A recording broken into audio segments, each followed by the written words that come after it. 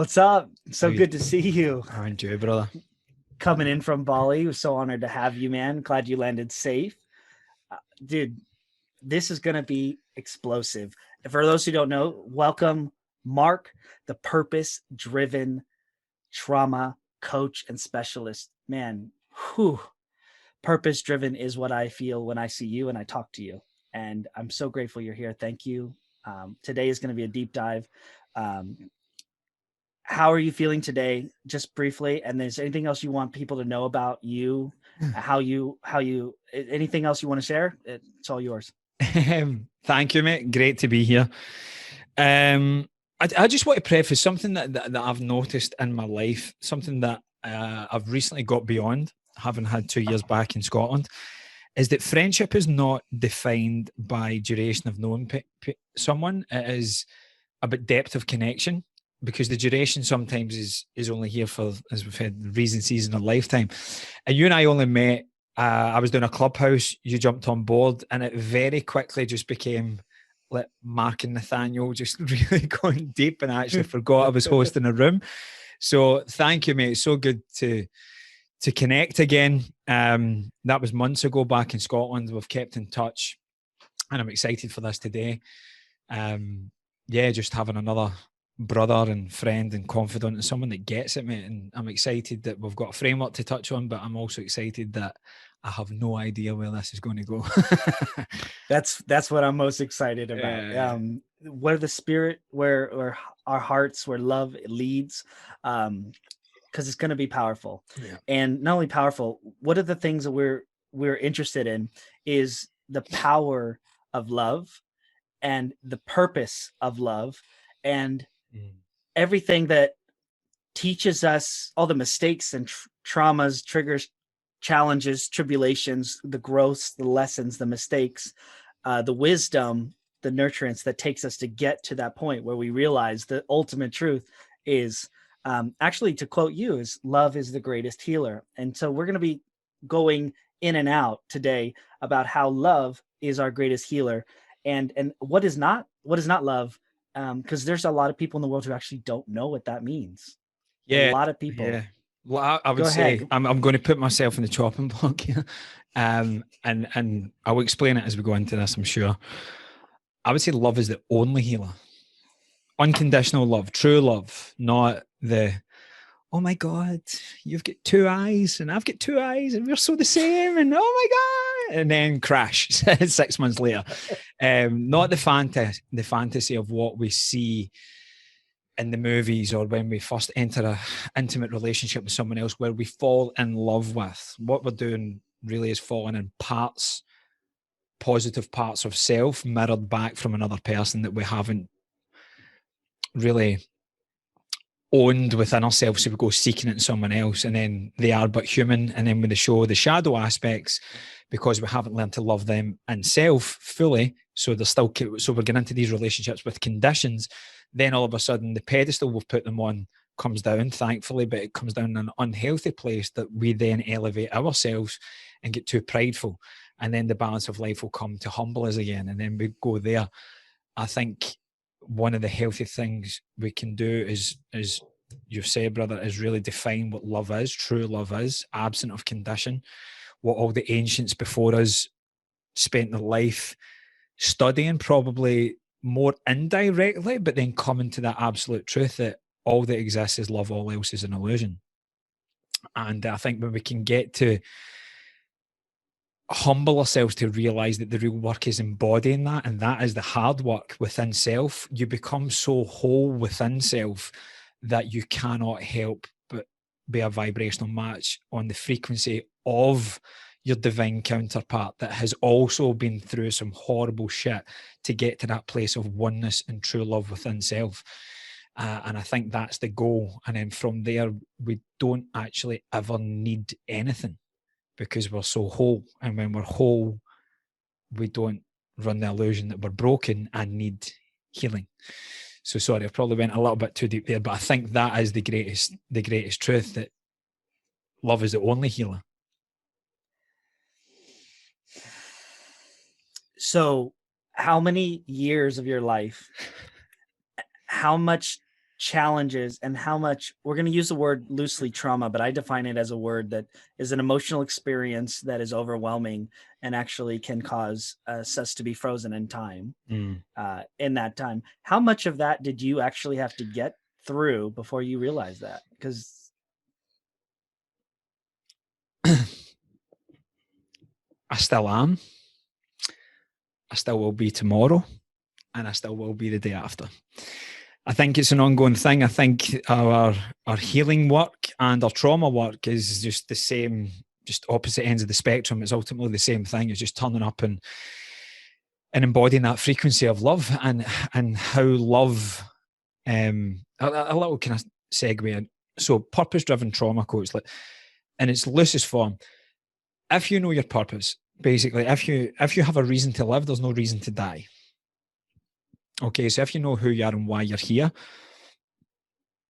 the biggest shake-ups in our life come from the darkest parts, because it forces us to get our attention, it forces us to be present. And if we run that story of it's a bad thing, typically we run away from it. And what we run from runs us, and what we run from, we run into. So it'd be wise just to kind of sit with that.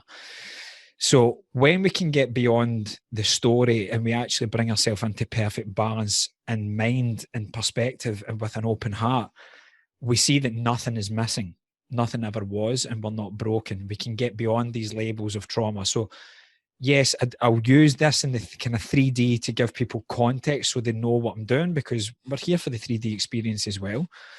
But yeah, I love what you said at the beginning, mate. Is it has become like a new label that people get connection from, so they don't want to get beyond it because they don't know who they are without the trauma. And then the other side of things is like, I don't know my why. You got it, and we've heard it all for Bob Proctor and Gary Vee and Tony Robbins and Zig Ziglar. You got to know your why. You got to know your purpose. And people go, oh, I don't know what my purpose is. It's because they equate it to what they do for a living rather than what makes you feel alive.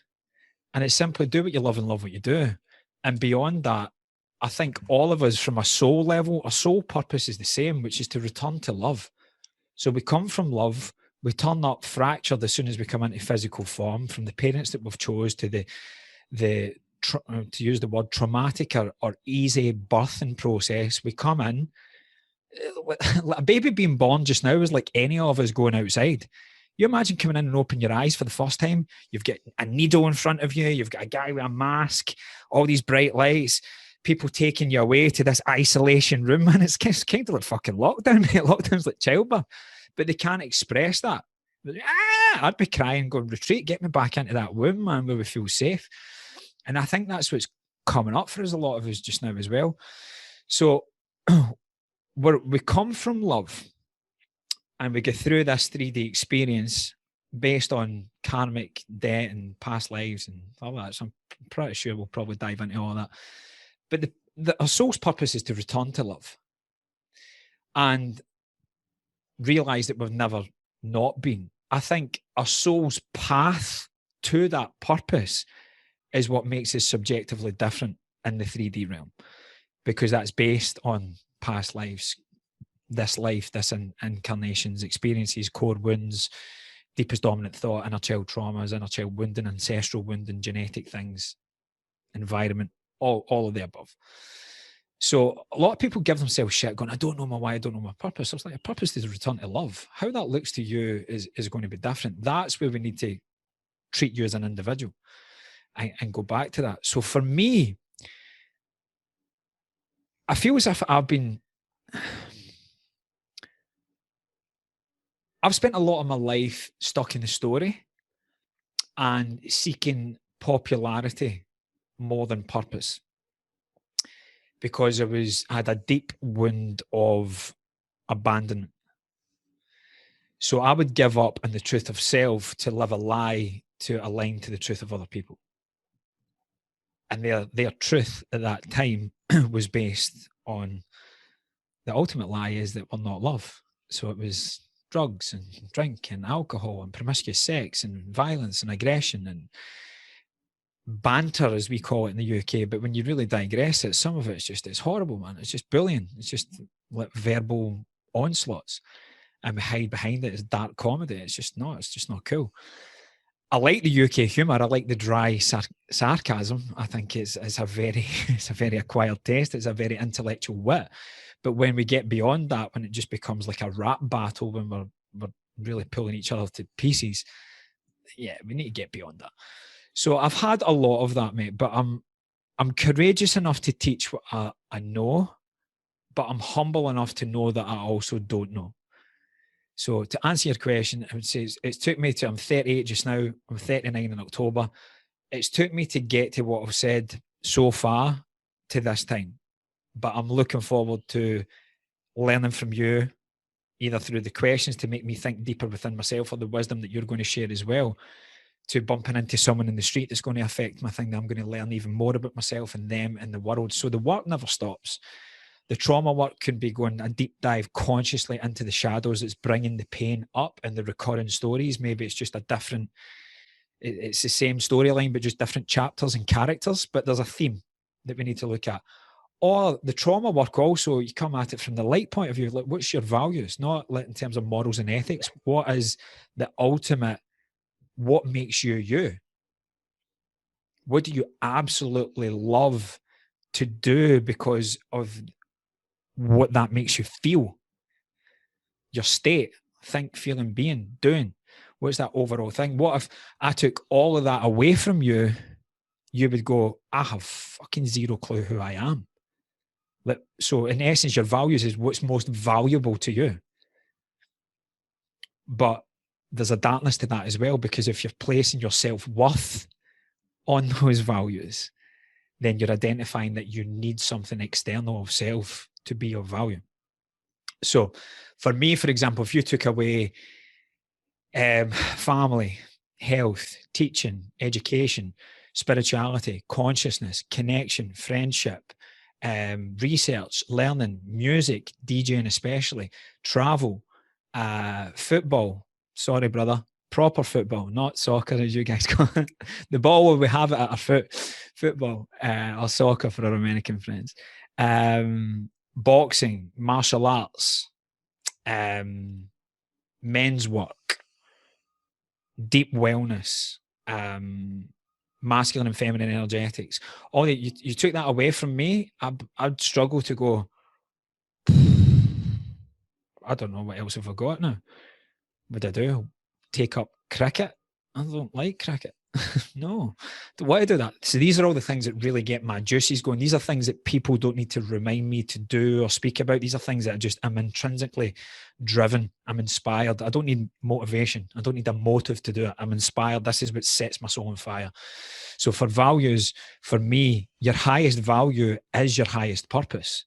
You just need to give yourself the courage to do that. What will hold you back is your trauma work. So we can come in from both ends. We can do the shadow work and go after the darkness direct, and we can bring in the lightness, the stuff that we have, that the darkness is maybe drowned out, that we haven't given ourselves permission to do, where we've gave up in early childhood, that we thought by doing that, we're not going to receive love from one or both primary caregivers. And then we take that into our friendships in school and high school and our intimate relationships. Sorry, I'm going off on one here. So for me, it's an ongoing lesson, and I try and be hyper aware of every encounter, every thought is always an opportunity to go deeper into that. So yeah, I don't profess to have it known. Someone had said to me yesterday, we were just talking about COVID and things like that, and he said, I respect your beliefs. And I said, brother, I don't respect my beliefs anymore. I said, beliefs are weak. I said, they can be bought, they can be manipulated, they can be overrun. I said, now I think it's a time of knowing and not knowing. Know that you don't know, and have the humility to say, somebody asks you, don't hide behind it. Oh, well, what I've read, do you know or do you not? If you don't know, just say, sorry, brother, I don't know. I can't. I'm not qualified to comment on that. That ain't weakness. That's purity. That's strength. That's real vulnerability and truth. That's love. But also have the courage to know, here, this is the truth. This is what I've researched. This is what I've had in my direct experience. And this is intuitively what's been communicated me from the ether for eons, only now that I've had to go through so much trauma in the 3D that eventually I've decided to pay attention to this, because I'm going, shit, how much more suffering do I need to endure before I see the lesson? So me, yeah, I was addicted to the story, and the story was I have to suffer. No more. Jesus, that was a long way to answer that.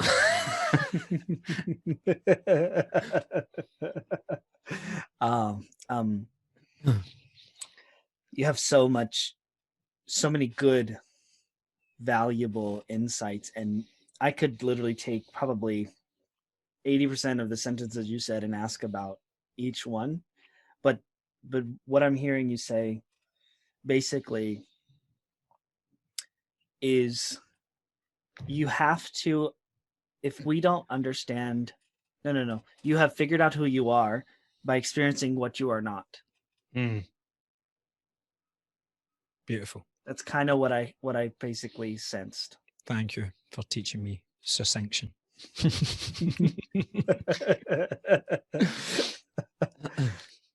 Well, I only can say that simply because you said all the other descriptions. So the highest value is what you are when you let it all go. What is, who are we without all the things? Who are you, Mark, without them all? Even if you don't know. And then that's my first question. The second thing I heard is that you said it's important to have a beginner's mind. Always. Yeah, always. Because it takes knowing comes from not knowing. Yeah, for sure, mate. I think it takes away any subjective bias. It takes away any preemption, a preemptive bias. Recency bias as well. But I've just recently had this and blah, blah, blah. And just go, okay, all right. Yeah, I'm open to that. And also be open to it, but being openness doesn't mean absorption. It doesn't mean you need to take it on. Hold on, that is so important. I'm just getting the chills when you say this. I want to talk about this. Yeah, please do. What is the difference between being open and listening to something, or being exposed to something and taking it on and into yourself, and possibly, I'm going to use a word, identify or own it as you or yourself, or your own story and experience? Talk to me about that. What came up as you said that there, I think the bridge between both and the actual tangible way to get beyond that is to actively work on one of the 6 core wounds that we come into this earth with, which is abandonment.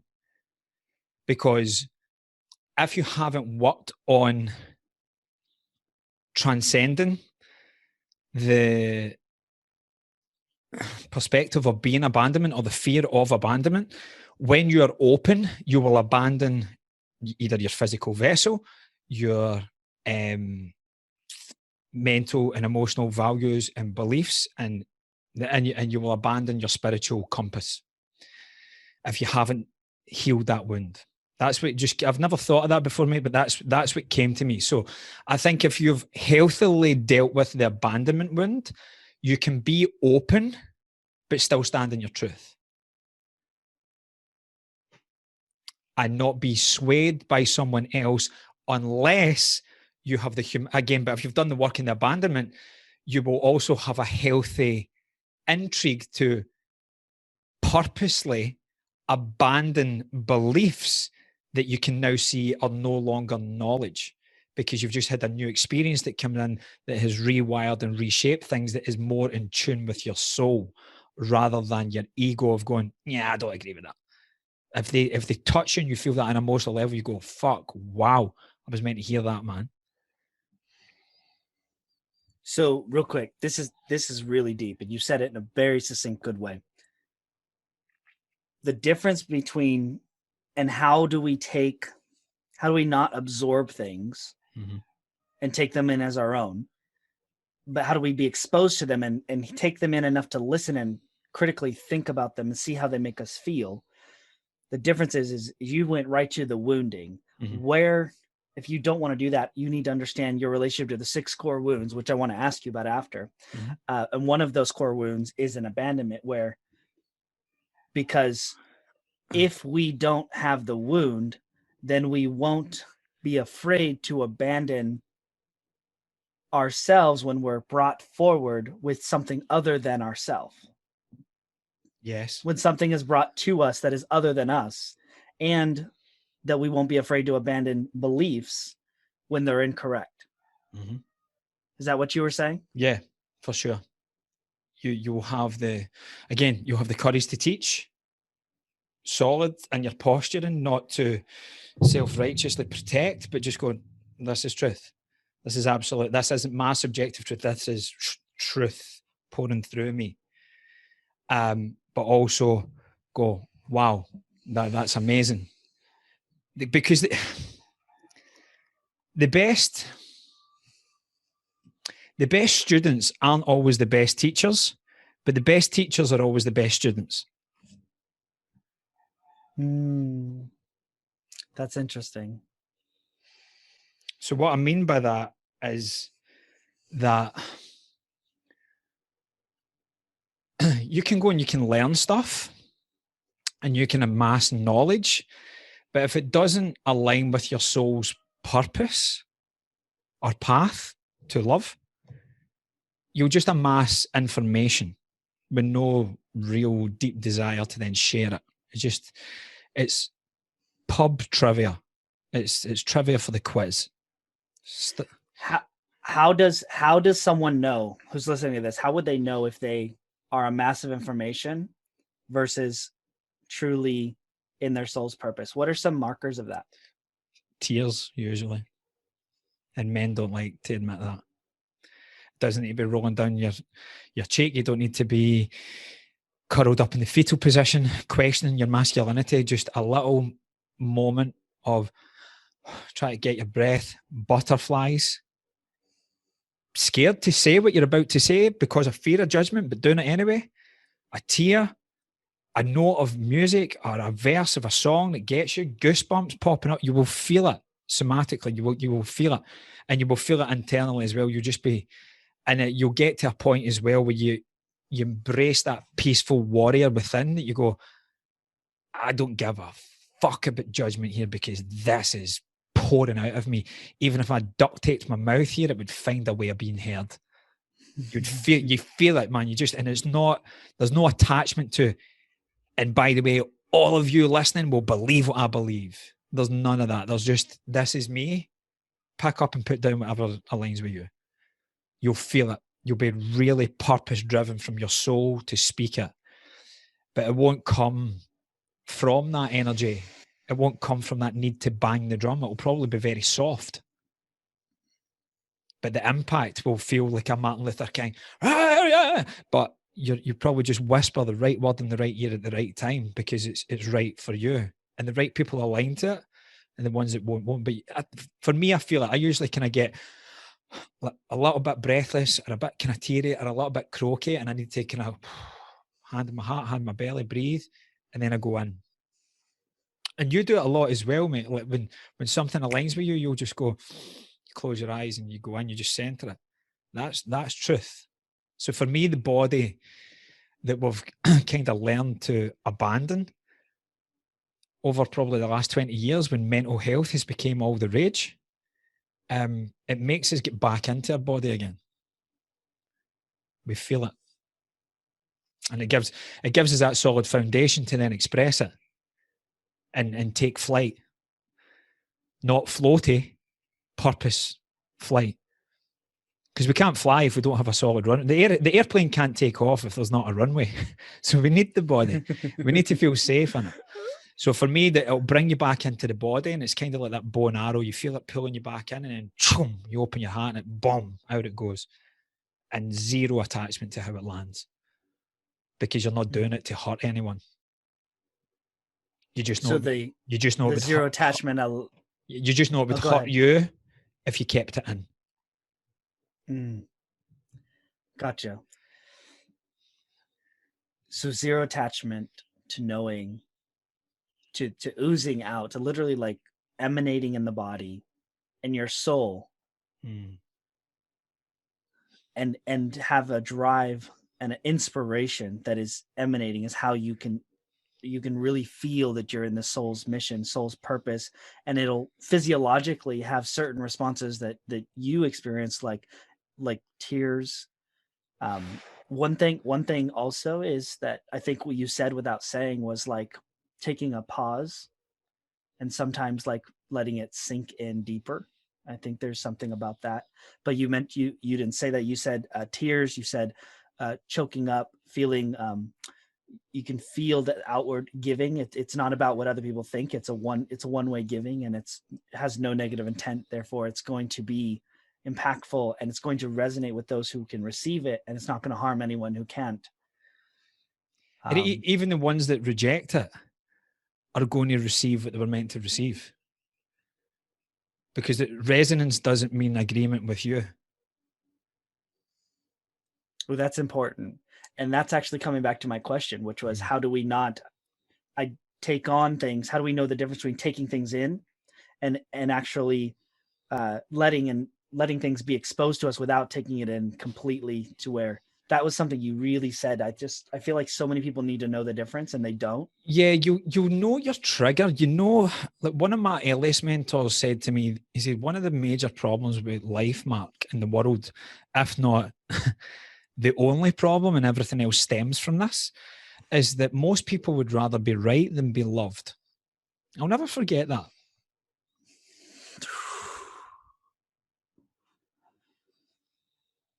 How do you see that showing up? I see that showing up that people can't. People try and make this as succinct as possible. We're unconsciously attached to our wounding. And so many people will fight for the limitations. Because, like, for example, for me, I felt what I've discovered recently actually is that my whole life, even though consciously I did not like feeling like this, hyper vigilant, anxious, always looking over my shoulder, waiting on something going wrong, that feeling of unsafety is what made me feel most safe, because it was what was most familiar to me. So I think we unknowingly we equate safety with familiarity. And if your familiar is feeling unsafe, like me, unsafety was my safety. I could predict what was going to happen because I've been through it so many times, which is just living in the past. And then it shows up as anxiety, which anxiety really is just a past projection put into a future timeline where you perceive more negatives than positives, which means in the past we haven't went back and collapsed the consciousness and brought it back into a full quantum perspective of love.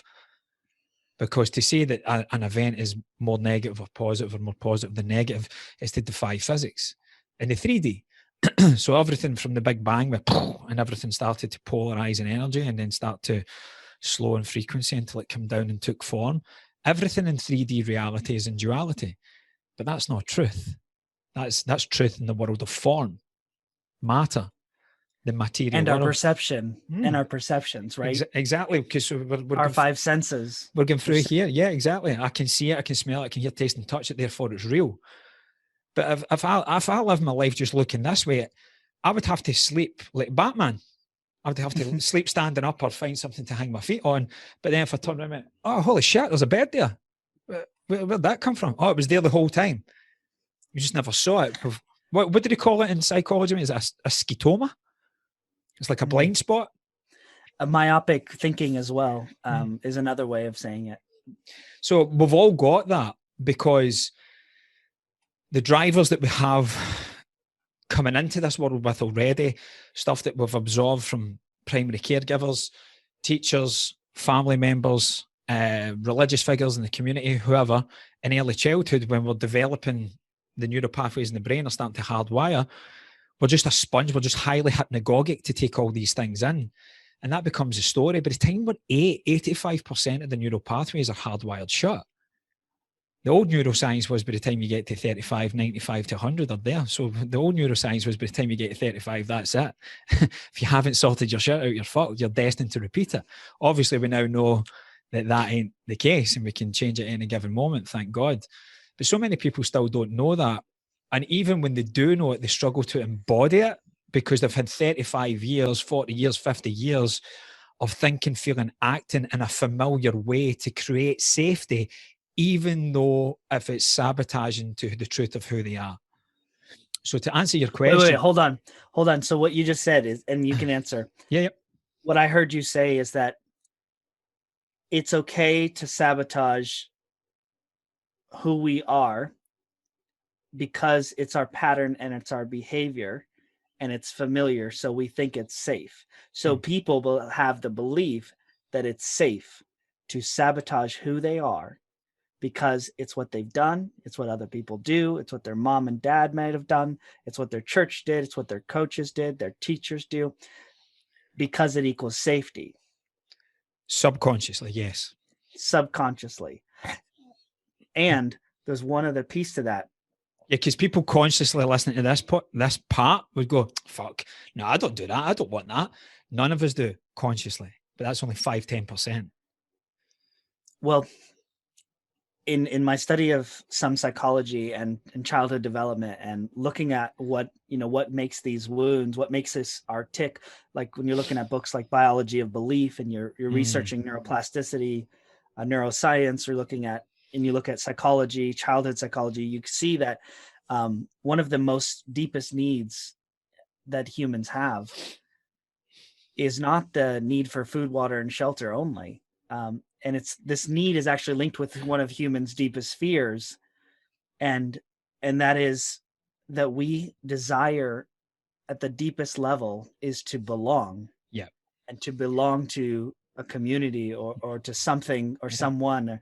And so the first people we belong to is our parents or our caregivers, the people who are around us at the very earliest stages, and how it's connected to the our needs for food, water, shelter is belonging is such a deep need that people who, when they've done surveys, they've actually looked to find what were you more afraid of? Would you rather be killed or exiled out of your society and completely banished? And more people they found in the surveys that they would rather be killed than to be exiled and banished from the people and the places that they're familiar with. So that just goes to support the knowing of how important belonging is, and what I think what you're actually saying, what I'm hearing you say is people equate familiarity and safety with belonging, which is my place in society, my place in my family, my place in my company, my place in my role, in this role. And then when we get to the word my place, my role, it comes to the word identity, which is what you said, which I wanted to bring back to how, let's see here, what we run from, we run into, actually, values and your values. What are your values is what you have. What's left when you let it all go? Who are you when you let everything go that you love and that you identify with? And so this is really coming back to identity at the core level, and how those are informed by wounds. And I know you want to I want to hear what you have to say. And then my follow-up question is, maybe after, is can you identify the six core, I said war wounds. Holy shit. That just came out in a perfect way. The 6 war wounds that are informing people's identity and their sense of and their sense of safety, familiarity, and belonging. I'll start with that one, to be honest with you, mate. So obviously there's deeper studies into needs, and you'll be more versed in it than me, to be honest. But I think Tony Robbins used to always talk about Maslow's hierarchy of needs and bring that into the kind of public domain, if you like. And it's so true. And a lot of people start going, oh yeah, like connection, belonging, being a part of something, and strength in numbers, mate. And this is why when we get beyond whatever side of the spectrum you sit at with what's going on currently in the world just now, that's why we're so triggered by it, is because it's fracturing our connection. But that's why you need to connect to the divine, the love. Because when you connect to that, there's no need to be right in the 3D, because you realize that the other person is not wrong. They're just another version of you, another fraction of love, here to experience the full spectrum of love, which is what we label both good at one side and bad at the other. So belonging and connection and community and being part of something bigger than ourselves, say that's at one end. The wound, that say that was the value. The other side is the void or the wound, the core wound or the war wound, as we'll call it now. The other side of belonging is separation, is abandonment, is rejection, is being cut off. So like I said in my story, you said, like, how did you get to this kind of level of thought that where you're at just now, and this kind of level of acceptance of self? Is because I sought popularity over purpose, right? So I sought belonging more than being. Esteem in the eyes of others. Yes. Right? Because I didn't know or have the courage to look at the fullness of self. I was happy with the ego. I was happy with the persona.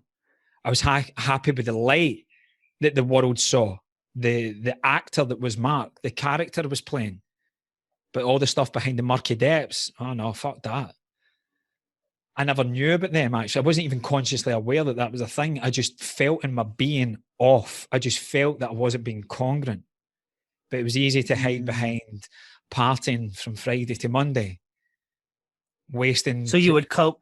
So you had an incongruency, and instead of facing it, instead of looking at it, unpacking it, and exploring it, investigating, being curious about it, it avoided it with other opportunities to go that were maybe high, that were maybe suppressants, maybe numbing, maybe that were feel goods, seeking pleasure. This is one of the things that I think is really connected to how do we listen to things and not take them in, is seeking pleasure over pain, right? That's avoiding pain. That's how we're wired in the 3D, mate. I spoke about this on Instagram stories yesterday, actually. This is brilliant. That's how we're typically hardwired. That world of duality. It's like, give me the light, but don't dare touch my darkness. Avoid the prey and give me the pleasure. Avoid the prey and I'll be the predator. And there's the kind of segment of the narcissism stuff we're going to talk about. But that is it. I'm either going to be eaten and consumed, or I'll consume you.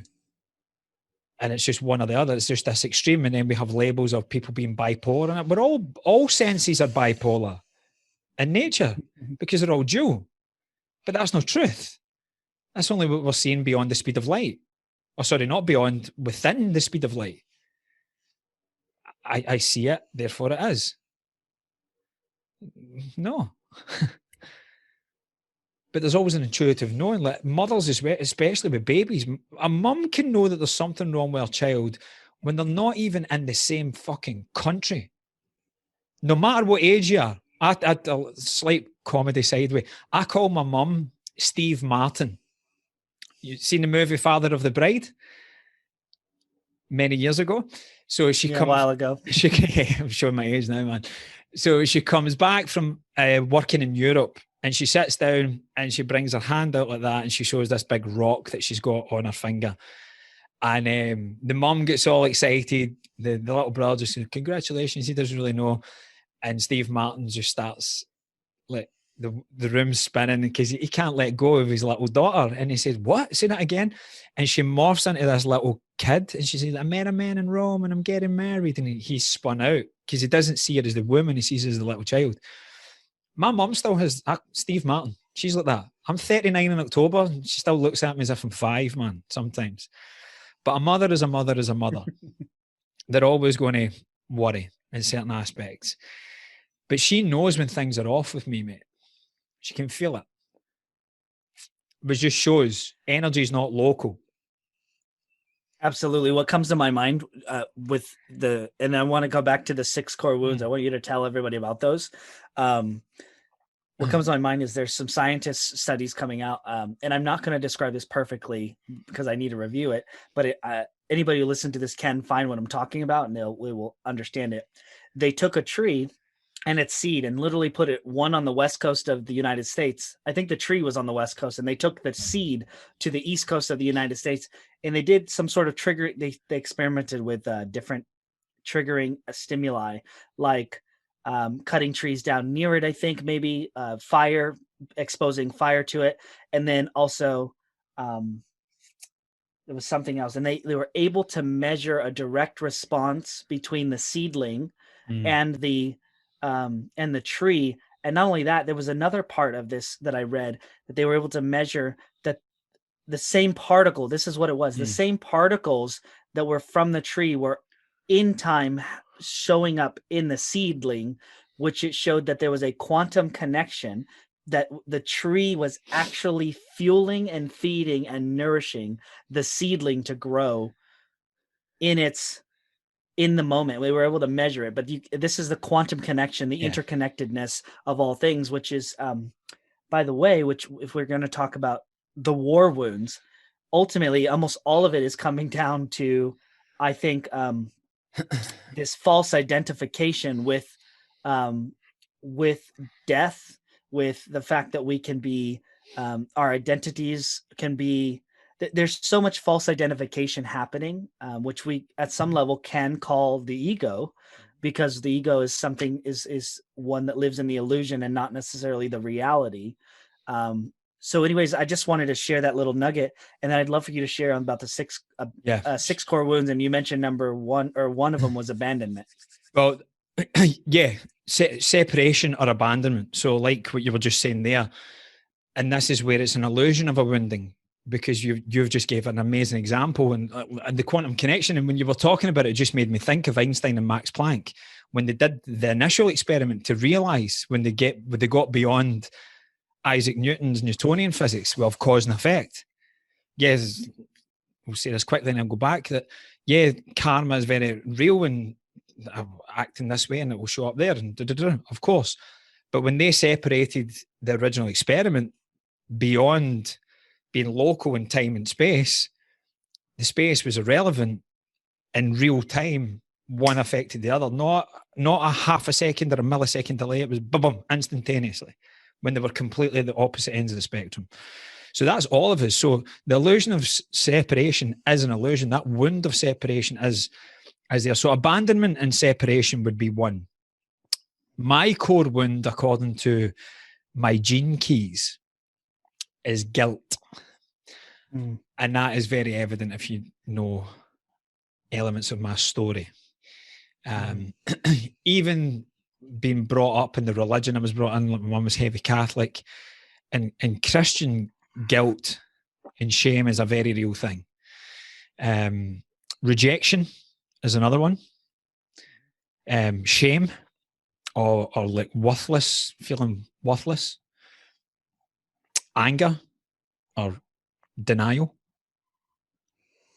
Rage and fear. So fear, denial, shame, rejection, guilt, abandonment, separation. That's the 6.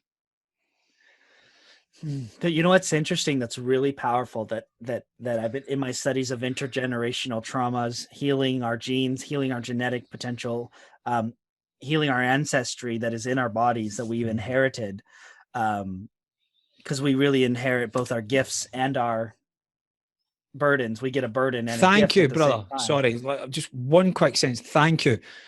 Ancestral generational trauma, inner child trauma, these are all like buzzwords just now, have their place. But again, for me, it's kind of perpetuating the dark side of the love spectrum. Thank you for saying that. The love side of that, or the light side of that love spectrum, again, is we have inner child gifts. We have ancestral gifts. We have generational gifts. You can't just have one. That should be loyal to the story. Thank you, brother. So fucking powerful. More people need to know that, man. So that's the thing, is we inherit both. We have both.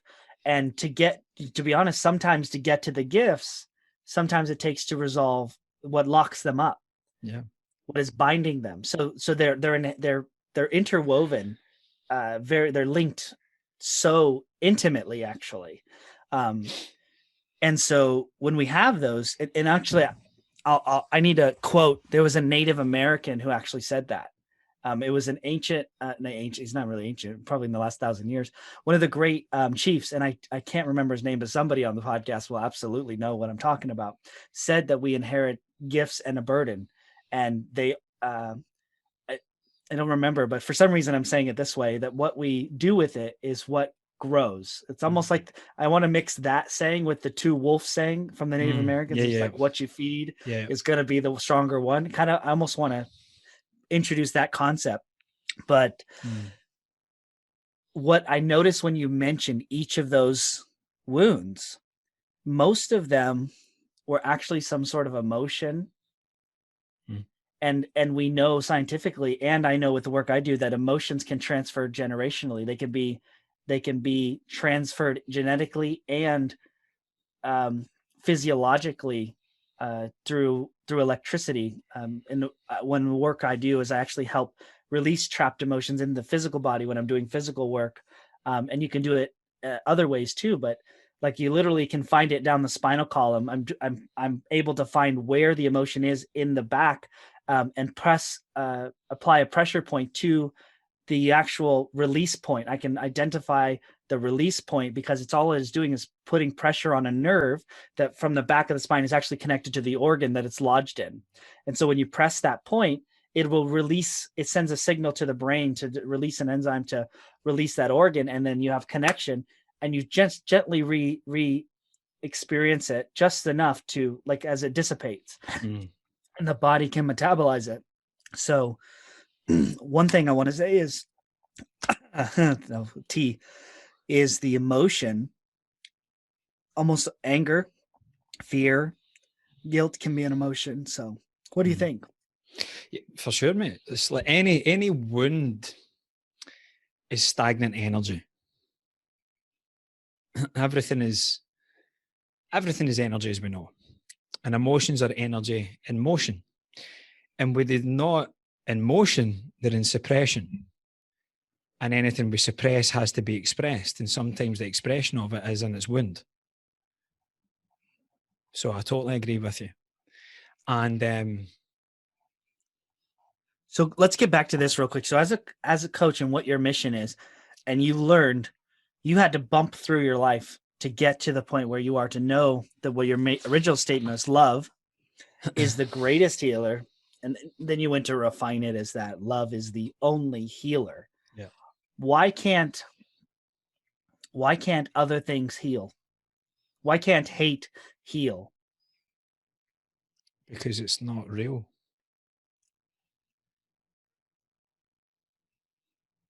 It's a projection of a misperception. And it's a complete separation of the inseparable, which is love. So it can heal, but also can't, because it doesn't exist. It only exists in the mind that's been entrapped in the body based on your perception of a past event, either directly experienced or inherited, as you said. But it's not absolute truth. Wow. Let's just slow down for a second, because people can take that in. I almost want you to repeat it again. It doesn't exist. I would love for you to help me what I just said, because I have fucking zero idea. But guys, that's perfect. That's when you know it's probably true, because you're not rehearsing it. Yeah, it doesn't exist. You said it. Yeah. This is the most beautiful thing, because we're talking about quantum, and this is where I almost want to. There's a word I want to say is like, if it's not real, it doesn't have substantial. It's like it is an illusion. It has no substance to it when you look at it from another perspective. There is no standing. There's no actual validity to it from the higher perspective. What you said is, you can't separate something that is inseparable, which is love. Yes. Why is love inseparable? And why is that important? Truth is important now more than ever in this 3D plane. It's the only thing that's going to get us to survive. If we are to survive, that's a thing that I've been leaning into more. Maybe we're not. Maybe this is another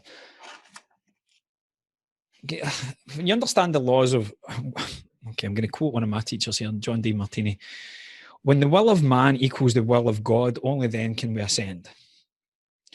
For as long as we're attached to, I call it the famous five: people, places, possessions, time, and the body. And if you listen to someone long enough, they'll usually fight for the limitations based on one of those five. I don't have the time. Oh, I'm too fat. Oh, I'm not strong enough to do that. Oh, I don't have the money. Possessions. Or you don't know what it's like growing up here. Oh, I'm this way because of my mum. Name, blame, and shame. We find a way to stay stuck. Because what we're really scared of is the unknown. And you know this, that the quantum is where we create. So one of my other teachers, Dr. Joe Dispenza, says we're either in one or two states. We're in a state of survival or we're in a state of creation. And for me, I'll take that a bit further from what he says, is that anything after the speed of light and the Big Bang that's created this thing that we call the universe that we can see in front of us, anything from the senses, is kind of in survival because we're in polarity. We're either pleasure or pain, void or value, wound, trauma, or healing and wholeness. But even healing isn't really whole when you're doing it within the 3D. So when we get beyond that speed of light, beyond the known sensory universe, then we can create, because we're coming from infinite potentiality. We're coming from infinite potential. We're coming from that quantum field of all possibilities. But if you've had direct experiential trauma, either in your lifetime or passed through generational stuff, you will have a pathway in the brain and emotions trapped in your body where you associate darkness or the blackness or nothingness, aka the quantum field. You'll associate that with negative connotations and fear. So that's why people don't create from the unknown, because they're hardwired to believe that the unknown of what they can't see, smell, hear, taste, or touch must be bad. So then we go into control. And then this is where things like narcissism and stuff is born, knowingly or unknowingly. We're trying to control something for survival. It's coming from a place of fear, lack, just get through the day kind of thing. This is kind of where humanity is just now. And it's not right, it's not wrong, it's just what is. But maybe real quick, for those who don't know, what do you mean when you say people coming from lack? Can you describe what that state of mind is for those who may or may not know it? And then how does one become self-aware of when they're in lack? Feelings, primarily, feelings and emotions. You'll feel triggered, you'll feel angry, you'll feel sad, you'll feel depressed, you feel guilty, you feel ashamed. One of those wounds will really be pinging you more than other.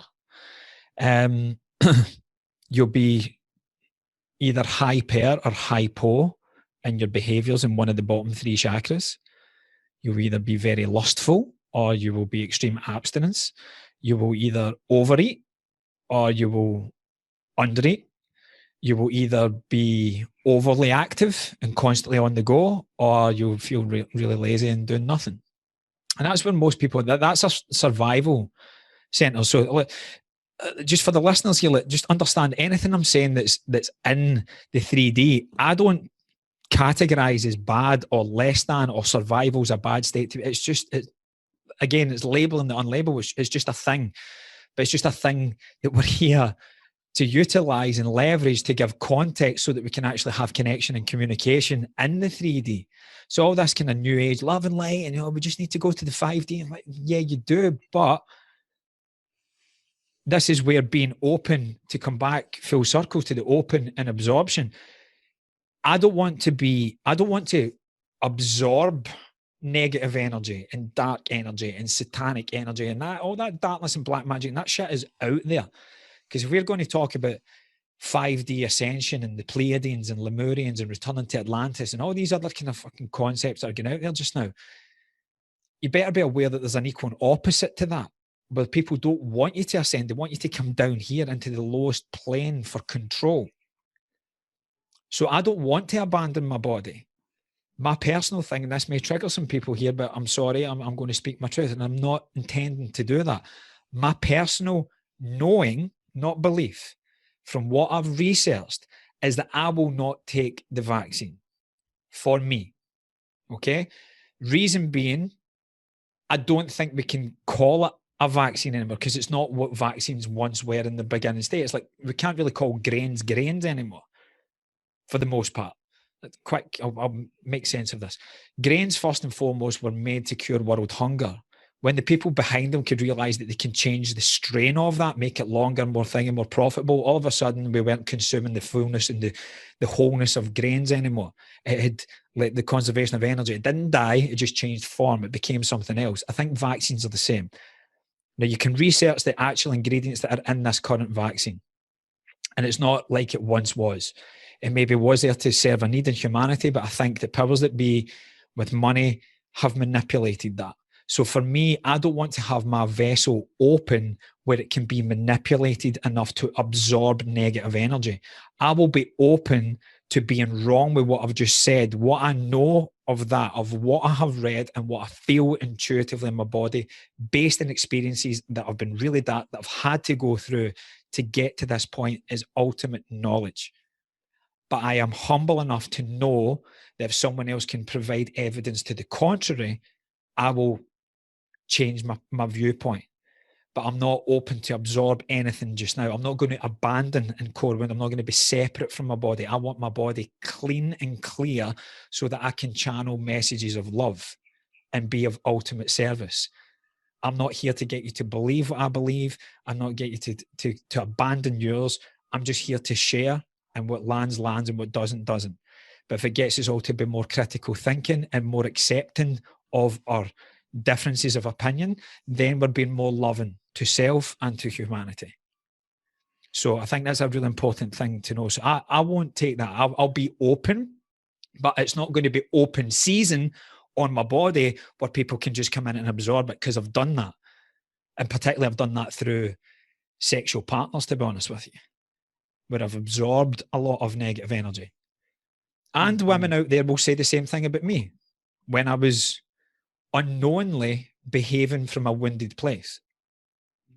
Because it'd be futile and arrogant and self-righteous, egotistical, and just downright ignorant to suggest that I haven't done that as well.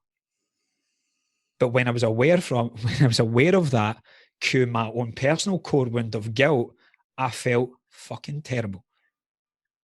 And I made a vow that I would ask for help from God, not to knowingly be so unaware and disrespectful to my own body that I just gave it away willy-nilly, or so disrespectful to humanity and the world at large where I'm not doing the deep work on myself and then I'm projecting that onto someone else. I don't knowingly ever want to do that.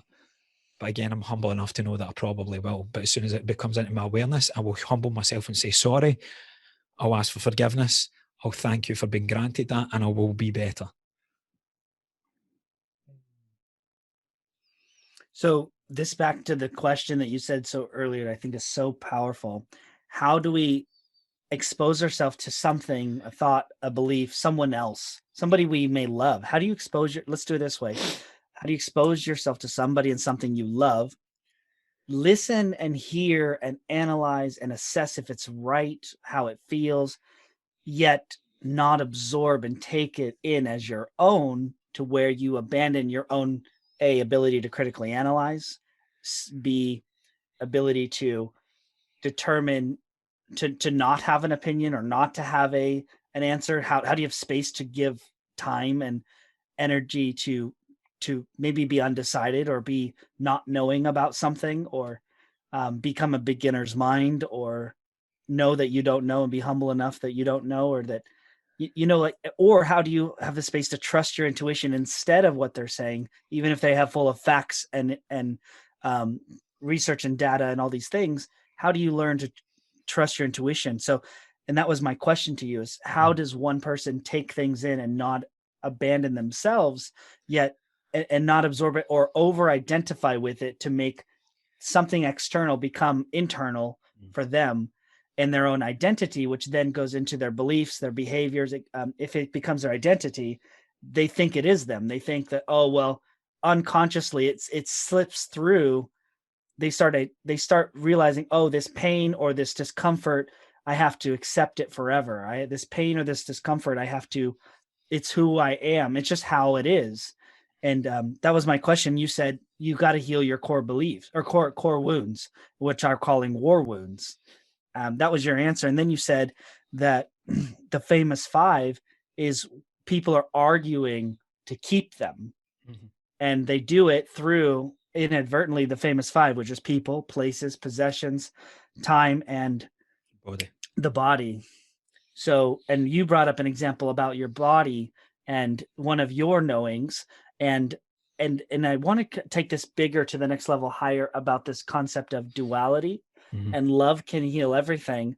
And what we talked about is survival versus creation. We talked about in these states, how do you get out of these lower feelings, lower emotion? I don't want to say lower. How do you get out of survival? Because I asked you, could you describe what lack is? That's what I said. Yeah. Could you describe what lack is?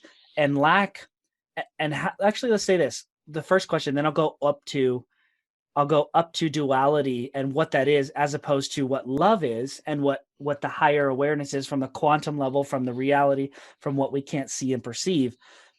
How does lack connect to the people, the places, and the possessions, and the time and the body for people that keeps them into survival, in that state that's not creation, it's not, and then that state of survival lock them in polarity, which is the experience of duality and not the truth that things are in a dualistic nature on an illusionary level, and that there is an existence higher than the duality. Go ahead.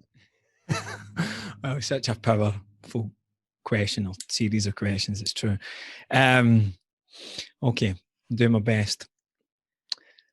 So first question you want me to answer is, how is lack attached to that? Yeah, how is lack connected to the famous five, okay, and keeping us in duality in the state of survival? So we have lack or scarcity, and then we have abundance. Same, everything's a spectrum, guys. I think the quicker we realise that I think will probably save me talking over and over again. But before I go into that, can I just say that I'm so fucking grateful for people like you, Nathaniel, because I'm sure the readers, I may have a few things out there that people go, listeners will go, wow, I really identify with this guy. I like what he's got to say. And other people go, fucking hell, he just goes off in one here. And I'm like the kite, and I need a Nathaniel that's going to hold it and pull it back every now and again. So God bless you, man. So, right. We'll start with the end in mind, okay? All that exists is love. All else is an illusion. So if we can agree that everything is energy and it would come from source energy, God, whatever, right? I'm kind of moving away from fear of calling it God again because of religious dogmatic wounding that I had growing up. But God, nothing to do with a Gandalf tribute act, sitting in the clouds playing a harp. None of that shit. So what you're saying is, for the listeners, God is the source of all that is. Yes. And you were calling it that way, but it's the source of creation, source, the positive force of all things. Source energy. And everything that comes from source is love. Everything that has devolved down in vibrational energy. So if you can imagine it like this, I'm going to move my microphone so I don't hit it here. So imagine like not a straight line, but like a gamma brainwave, if you're like closer to, so we've got the 0 point field coming down and like this, and then the wave pattern gets up, and then it goes really slow. We can't see anymore to a thing that we've got a microphone. There's a guy with a weird accent and wearing blue blocker glasses in front of me, and then we see it, therefore it is. So it comes from source energy down into form. So energy and matter, again, are just, but source is all there is. God, whatever you want to call it, whatever identifies and feels right for you. We can agree with that. And that is love. Everything that has come down from that is love wanting to experience itself from all infinite existential potentials. Because there's no insecurity of that it's anything other than love. There's no judgment. This is where religion is wrong, in my opinion, because love doesn't judge. Man-made love does. Right? So let's just start there. So as it comes down, real quick, go one sentence deeper. Why does love not judge? Because it's the purity. Because it's the purity of all is. And if anybody believes that what's created realms and worlds and everything seen and unseen, known and unknown, is this evil entity, you're coming from lack. You're coming from the 3D. You're coming from mind. You're coming from what you've seen, what you've heard, what you've smelled, what you've tasted, what you've touched. And you're now projecting a story that's coming from an incomplete awareness. So right now, brother, what time is it for you? 6:49 p.m. Pacific time. Right? I'm gonna say you're wrong. It's 9:49. Who's wrong? Who's right? It's relative in this exactly in this circumstance. Both is right. It's a different perspective. Exactly, brother. Right. So no one's right, no one's wrong. But where you are, it's going to start to get darker in terms of the sky. The sun's going down, the moon's coming out. Here I've had the opposite. It's 9:49 a.m. in Bali. The moon and the stars are away and the sun's up. So at the exact same time in the 3D reality, one is light and one is dark. But we're both, here's where we can both come together in common union, communication, communication is, what time is it? Here's a more source-led answer. Now, where are you? Here. I am here. You are here. We are here. And there's the bit, the Beatles coming out from me. This was my upbringing from my father. I am, you are here. We are all together. And Oasis, I loved the band Oasis growing up. The third album was called Be Here Now. And I think that is always the thing. So this is where triggers are not a bad thing. This is where lack is not a bad thing. It's just trying to get your attention to where you have an incomplete awareness and you're fighting to go, no, it's 6:49. No, it's 9:49. In fact, there's the two numbers that people can argue. If Nathan and I were standing in front of us and I put a number 6 down in front of him and go, what number's that? He'll say 9. I'll go, what are you fucking talking about, man? It's a 6. But we're both right and we're both wrong. But the need to be right is what's going to keep you in lack. So everything from source energy is pure love. Love, the definition of true love that I got from one of my teachers, John D. Martini, said, love is a synergy of complementary opposites. True love. And all you need to look at is a parent, a mother's love, right? When we are finding who we are, and our little character traits and try to find our personality and our way in the world, we will test the boundaries and we will be little shits to see what we can get away with. This is where we need both conflict and order. Bit of Marxism there. But we need structure and we need challenge. We need both. We need the duality in the 3D. It's what it gives us, but we just can't be attached to one. If we want, well, you can do whatever the hell you like. God gave you free will. But if you're attached to one, you're never going to have a full quantum awareness. And there's going to be so much experience that you don't get. So we're addicted to knowledge. Experience is our greatest teacher. But if we're re-experiencing the same thing over again because we don't have the humility to let go of our beliefs, and you mentioned a great book, The Biology of Belief, Bruce Lipton says this, a belief is just a thought you've thought over and over again. My question is, where did the thought come from? The quality of your life is dependent on the quality of the questions you ask yourself. So where did that thought come from? And is it truth? And here's a bigger question is, what would love do? True love. Is this thought going to get me closer or further away from God? Source. And if the answer's further away, you just need to go, do you know what? Humble myself here. So for me, if source energy has created this multidimensional, multiversical, infinite nothingness filled with everything and anythingness, and it's here to experience it all. Nothing is good or bad and everything is good or bad. It is 6:49 somewhere in the world and it's 9:49 in another. Both will happen simultaneously and to the same and opposite degree, right? So when Wait, this is so powerful. Real quick, one thing you're saying, one thing that just felt, even the experience of trauma, separation, our wounding, our uh, the pain and the suffering and wrongdoing and being a victim and perpetrator, rescuer, victim, all of that is still an expression and to show that we are all love, and it's love that allows it to happen. It's love that says you can experience this, you can choose this if you wish, you can, but it's still, if so when you say, well, did love make this bad thing happen? Love, the answer is yes. Yeah. And then it's also, the answer is no, at the sense of like, it was not someone who was connected to love that did the perpetrating act. Yeah. It was not someone who's, you know what I mean? It's like Yeah. the higher answer is yes, and then the lower answer is no. Yeah. And I'm thinking about how a child may think, right? Yeah, like, for sure. Mommy, how is? Yeah. Go ahead. What came into my head is you'll be people. Listen, I've had cancer. I've had Lyme's disease. I've divorce, debt, depression. I've had trouble with the law. I've been defamed. I've been put in national newspapers. I've been called a narcissist, a charlatan. I've been threatened with my life. There's not much I haven't experienced, right? But again, it became my story, and it became a reenactment of being safe, being unsafe. So I would unconsciously, subconsciously, quantumly create situations to come into the 3D to keep me feeling unsafe, because that's where I felt most familiar. Even though consciously it smelled, tasted, and felt and looked like shit.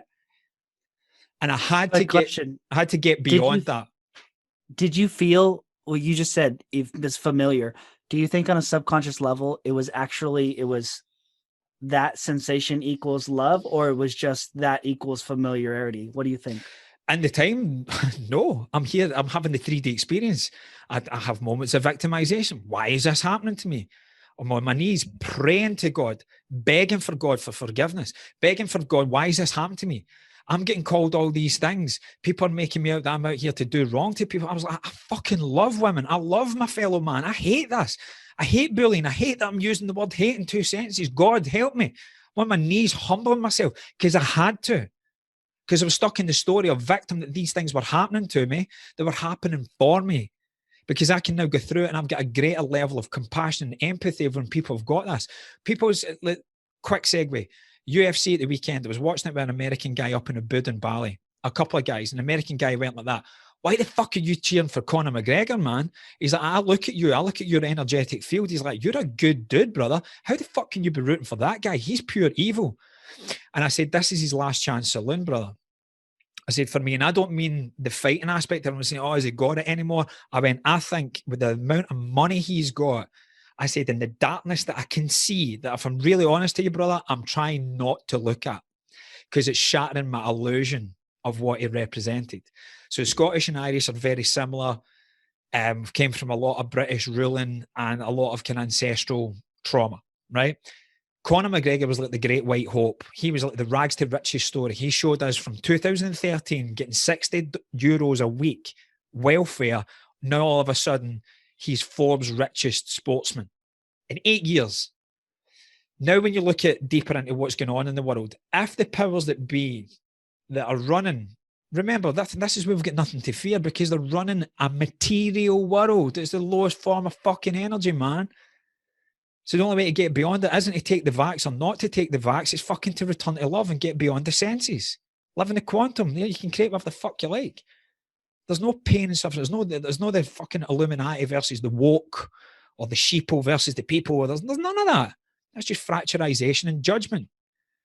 Right? So we need to get beyond that. But I said to him, I'm here for the 3D experience, brother. And for me, he showed me what was possible. I said, he gave me belief. I said, now I don't have much left in him.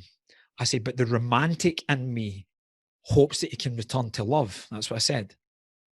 I said, if he can be bought, as in he sells his soul, he can buy back into the truth of who he is. I said, but I think he's too far gone. But the romantic in me wants to see. Now, Dustin Poirier was a win. I'm getting goosebumps talking about this, man.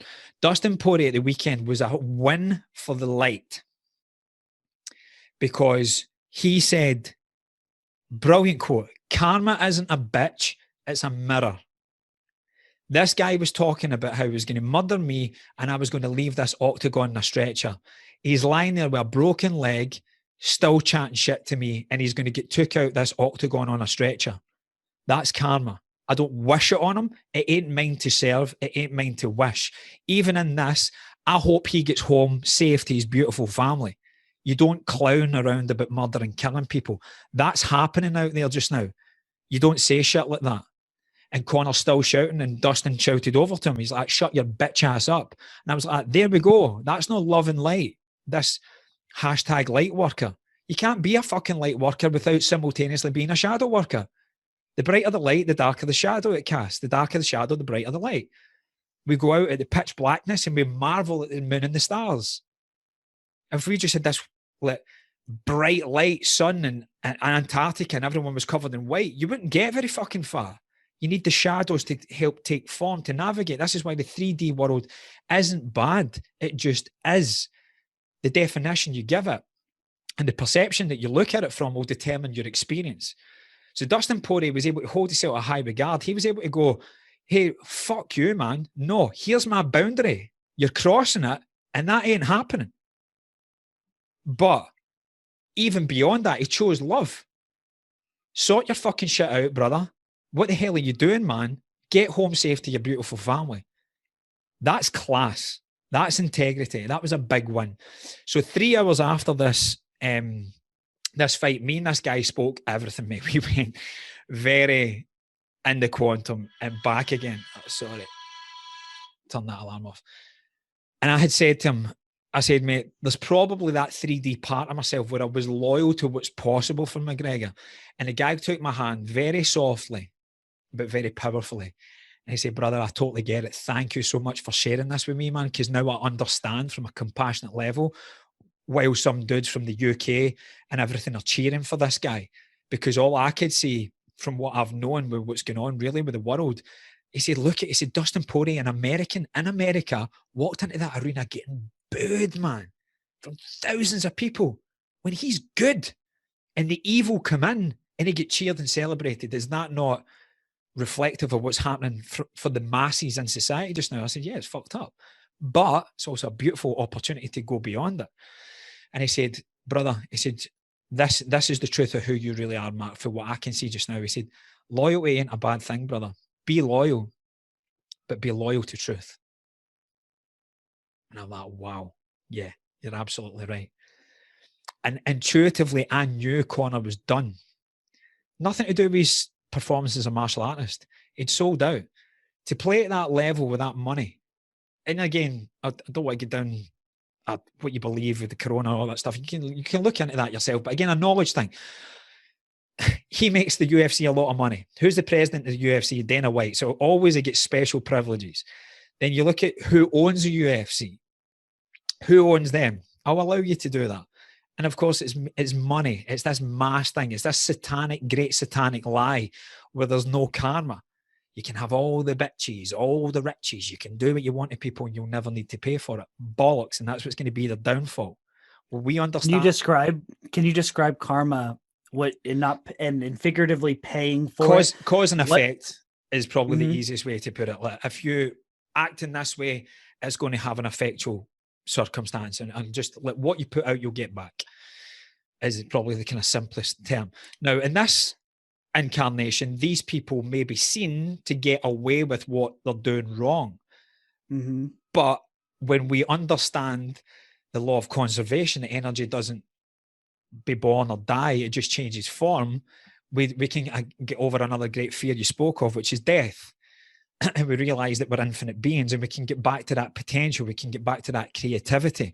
We don't get from a place of lack where we get bogged down of thinking that this is all we are. This is this body. I am somebody in some time, somewhere, doing something with someone.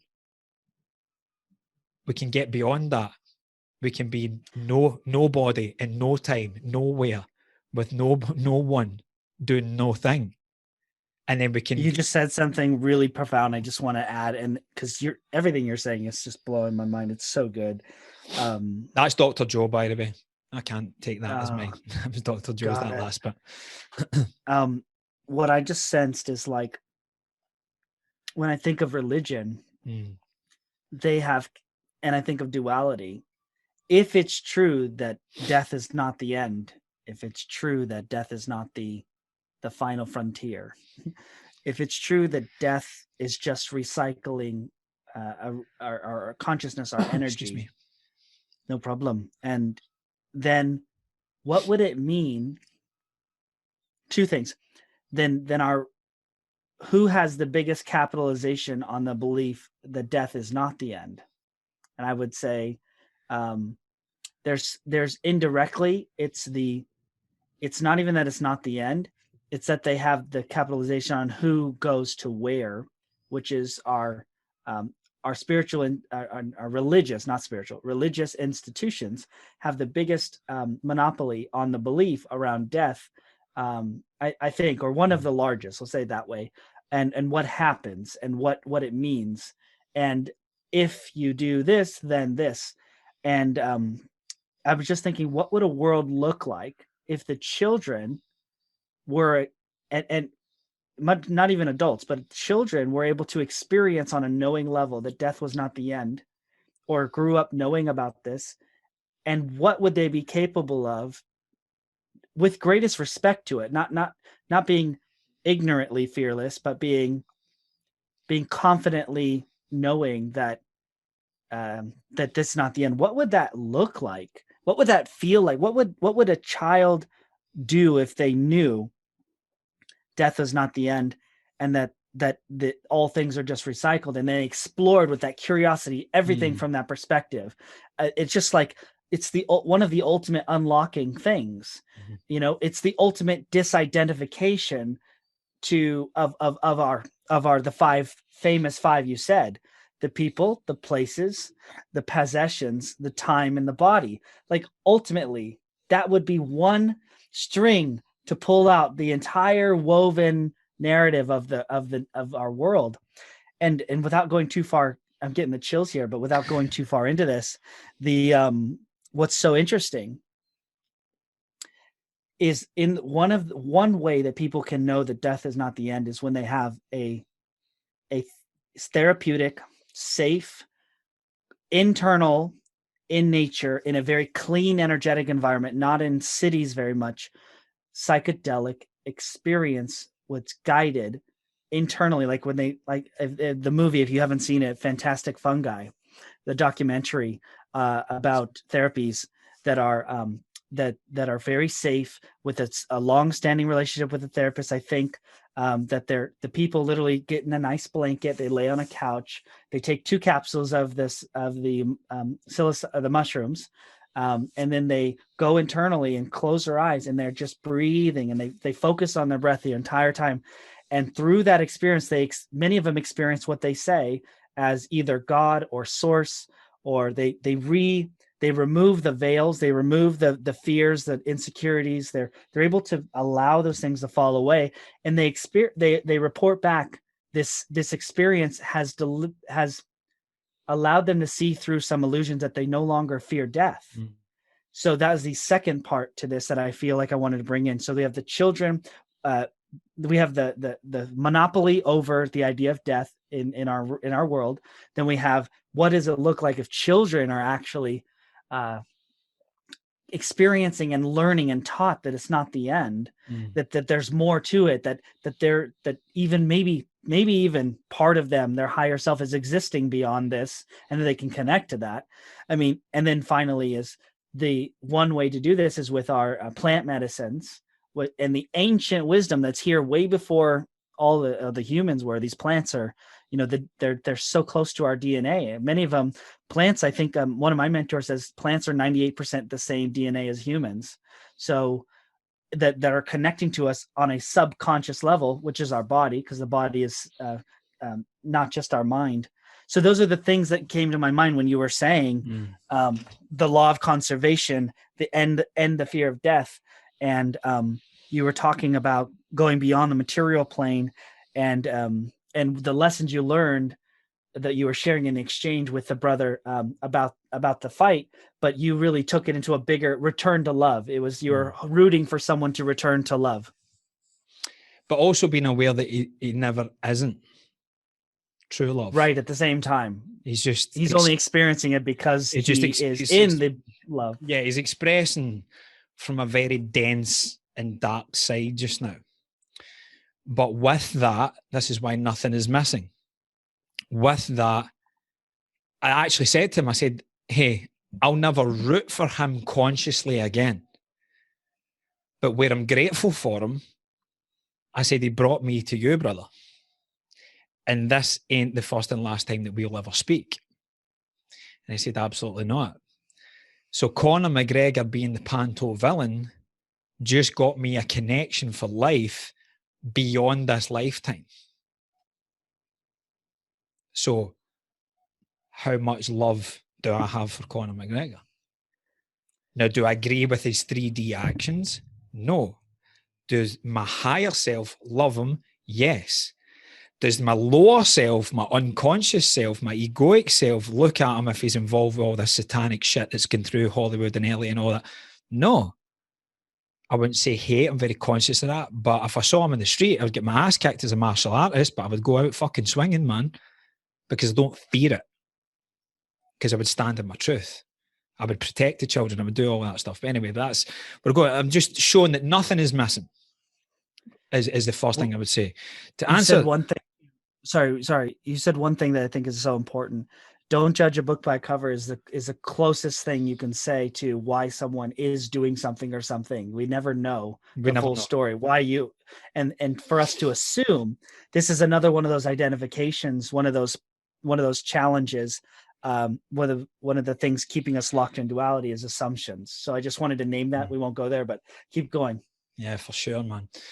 So I think your first question was 3 parts. I'll start the end because it's most recent. So the third thing was about plant medicines and unlocking that untapped potential. Second thing was, what would it look like for young kids to be tapped into? What was the first thing? Like who profits? Who has the biggest monopoly and profit would be definitely not only financially. Can I just answer that truthfully? Again, this is what I know, of course. And you can research it, guys. I grew up Catholic, right? I've got Jesus there. I believe in Jesus. I believe he was here. I believe that Buddha was here, Muhammad was here, and I believe everything there was.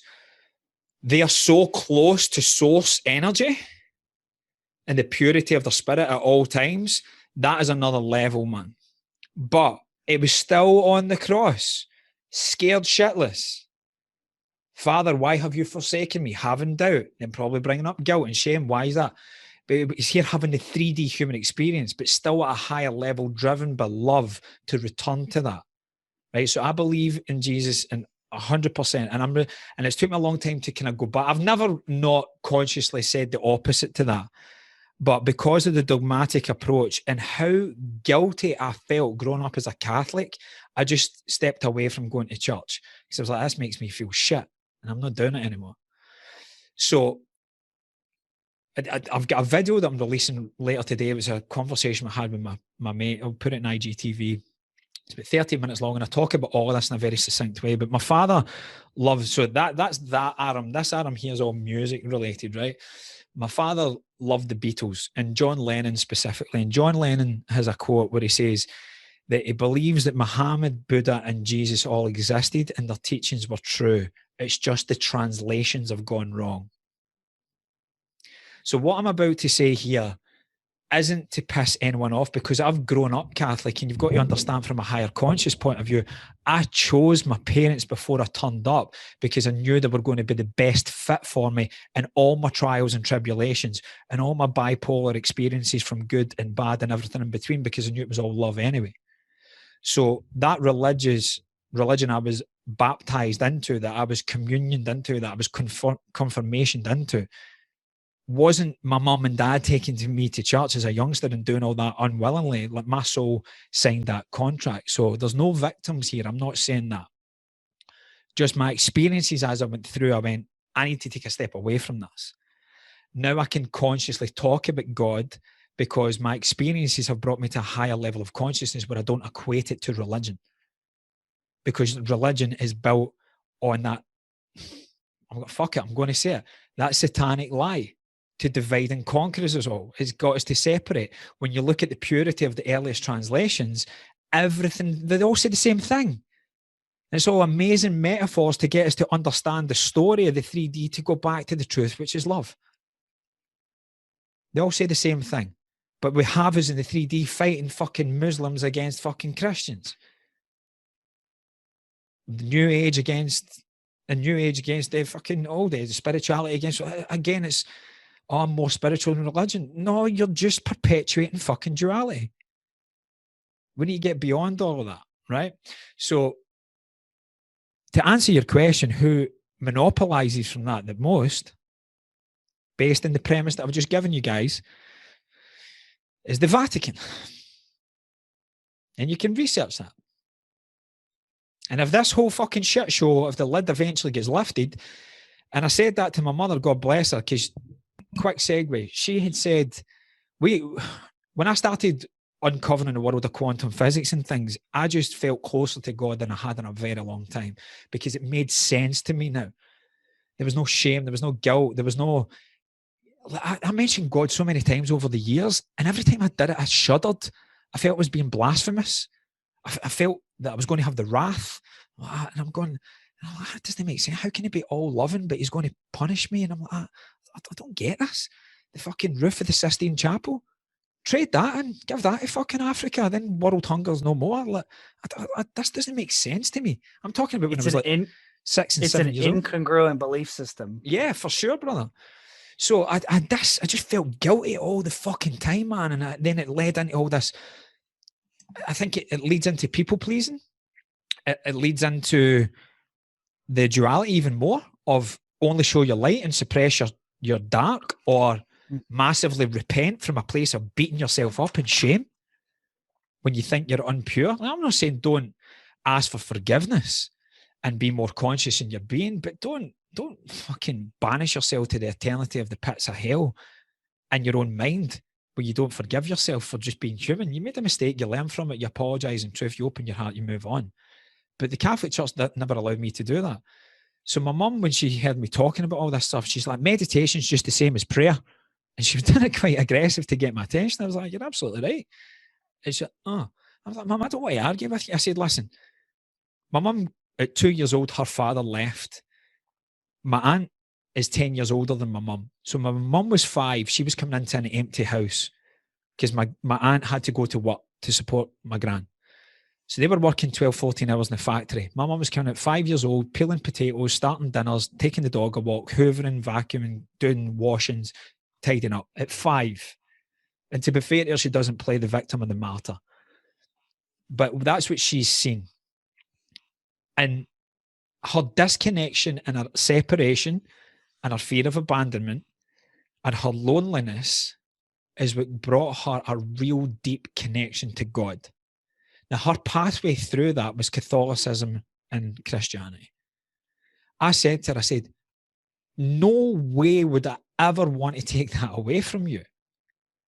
Because there's nothing more scary. If you've built 40, 50, she's now 64 years of thinking and believing a certain way, and I go, Mum, in fact, here's really what God is. She has no idea who she is anymore. What's more traumatic than that? She thinks 6.5 decades is a complete lie. That's ultimate trauma, and I love my mum too much not to do that. I don't need her to believe what I believe or know what I know. I just need her to know that I love her. And I said, Mum, you've judged your performance as a mother and your worth as a woman with how active I am in going in the Catholic Church every Sunday, and that to me is fucking lunacy. I says, you've taught me strength, faith, courage, independence, free thinking, and love. I was like, I don't need to go to a fucking building and pray to a rock to have connection to God. I said, if God is omniscient, omnipotent, omnipresent, I was like, I don't need to go to a specific building, especially when what's coming back at me is one-sided stuff that doesn't resonate with the truth of my soul. I said, but you better believe I believe in God. And she said, right, that makes me feel good. So I've had all that upbringing, the guilt, the shame, and the perpetuation of it. And she was sharing some things through the last 2 years with me because she's open to this stuff. God bless her. And I said, Mum, strap yourself in though, darling. I said, because if all this stuff gets really revealed, I said, you're going to, I said, the truth of who you are is going to be brought into question. I said, so your connection to God and his truth, his true essence, has to be stronger than anything that the Catholic Church has ever taught you. I said, because when they pull the rug out here in the Vatican, there's a big fucking player with it all. I said, it's not going to sit well with your spirit. I said, so go deep and go, forget fucking Catholicism. Go straight to God. Be as close to that as possible. So that's the first thing. So answer your question, I'd say the Vatican. The Vatican and the crown.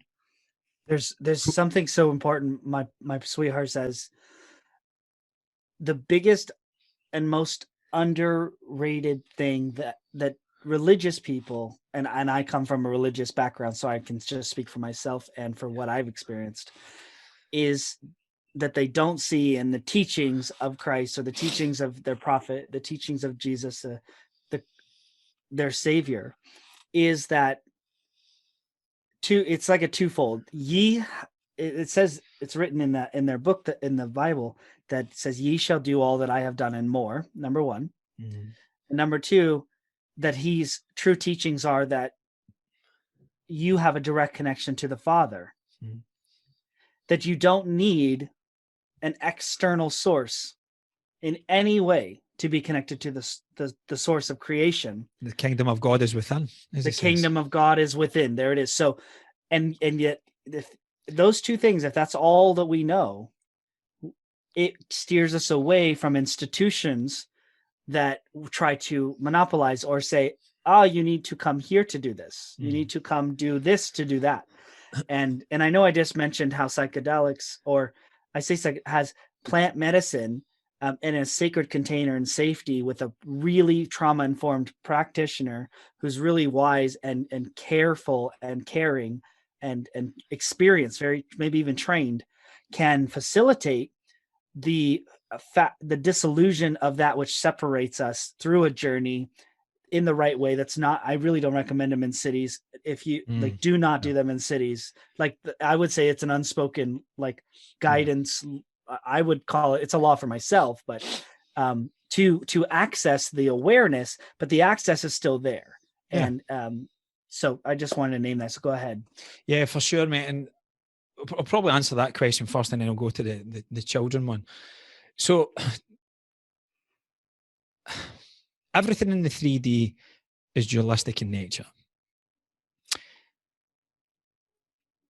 Question your energetic intention behind any action and thought you ever have. And I'm noticing that here in Bali, there's a lot of people, we've been in lockdown here from the 3rd of July to the 20th, allegedly. I think it's probably going to be extended, but nothing's confirmed. So we don't know. We need to know that we don't know. All I know is that be here now. Just be here. Of all the places to be, inverted commas, locked down, I'm pretty grateful that I'm here and I'm not in Scotland, right? But at the same token, we're also everywhere. But I'm seeing a lot of people short-sighted, lack of vision. Here's a quick thing I'll say. The vitality of your life is directly proportionate to the vividness of your vision. Meaning, how healthy your experiences are in mind, body, and soul will be in directly relation to how deep you see the world, or shallow, within or beyond the veil. So if you're living in duality, you're going to have to go through one side to potentially see the other. Some people never let go of seeing that one side because it's familiar to them, even though consciously it doesn't feel good. That is why we need to get beyond mental health and the brain, because the brain's primarily designed to keep you safe. So if it can't go through the catalogue of past memories, which are experiences, to then say, hey, this thing is either good or bad, it's going to, by default, label it as bad, and it will come up in a way to make you think of something to then act in a certain way where you sabotage any possibility of that coming in. Because it's got nothing to compare it to. There's no comparative data. So he says, I can't decide if this is good or bad for you, so I'm not going to take a chance. I'm going to say it's bad. We're not going to do it, when it might be the very thing that sets you free. So people, we need to be courageous, but courage, here's the beauty of duality. Courage only exists when there's fear, because you need to be afraid to be courageous to get beyond it. And what's beyond the fear is love. It always is. So plant medicine, I would say, what's your intention from it? Sorry, the reason I've mentioned Bali is there's a lot of people running away from here now because they're seeing military presence in the street. To me, it's just a flex. And they're trying to get the local people to take the vaccine. Again, we've spoken about that, we've touched on that too much. I don't want to kind of go back to that. Rightly or wrongly, that doesn't sit well with me. What I love about the last 2 years, pain and lessons in Scotland, is that I'm more equipped to deal with this fear when it comes up, that I can just sit as the neutral observer and not make any rash decisions. To go back to the thing I said earlier, what you run from runs you, what you run from, you run into. So if these people want to leave Bali and run back to Europe, if their energetic intention for that is, oh my God, I need to get out of Bali, what frequency are you operating from? We've got, oh, I can't wait to get back to Europe, man, and hug my mum. I've missed my family so much. Total different energy, right? So you're going to have a completely different experience, completely different outcome. If you're going into plant medicine, ask yourself what's your energetic intention behind it, and what is your energetic outcome that you wish to receive. And plant medicine will very honestly get you to surrender any preconceived beliefs, because if you can already determine what it's going to look like, it means you've experienced it. It means that you're projecting your past into the future, whereas plant medicine is going to take you beyond your past, so you're going to have to go into the unknown. So it's a big tool in surrender. However, if everything in the 3D world has a light and a dark, there are people out here pushing plant medicine now as a shortcut to get beyond the pain. And they're seeing it as an antidote from that. And they're talking about it as a soft way into it. Remember, everything is neutral until we give it meaning.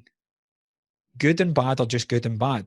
What you associate with those terms will determine what you've experienced. So we think bad as being negative. We don't want the bad stuff. I'm going to sum up what I do in purpose trauma healing in one sentence. When people go, I don't know my purpose. And I said, your greatest pain is your greatest purpose.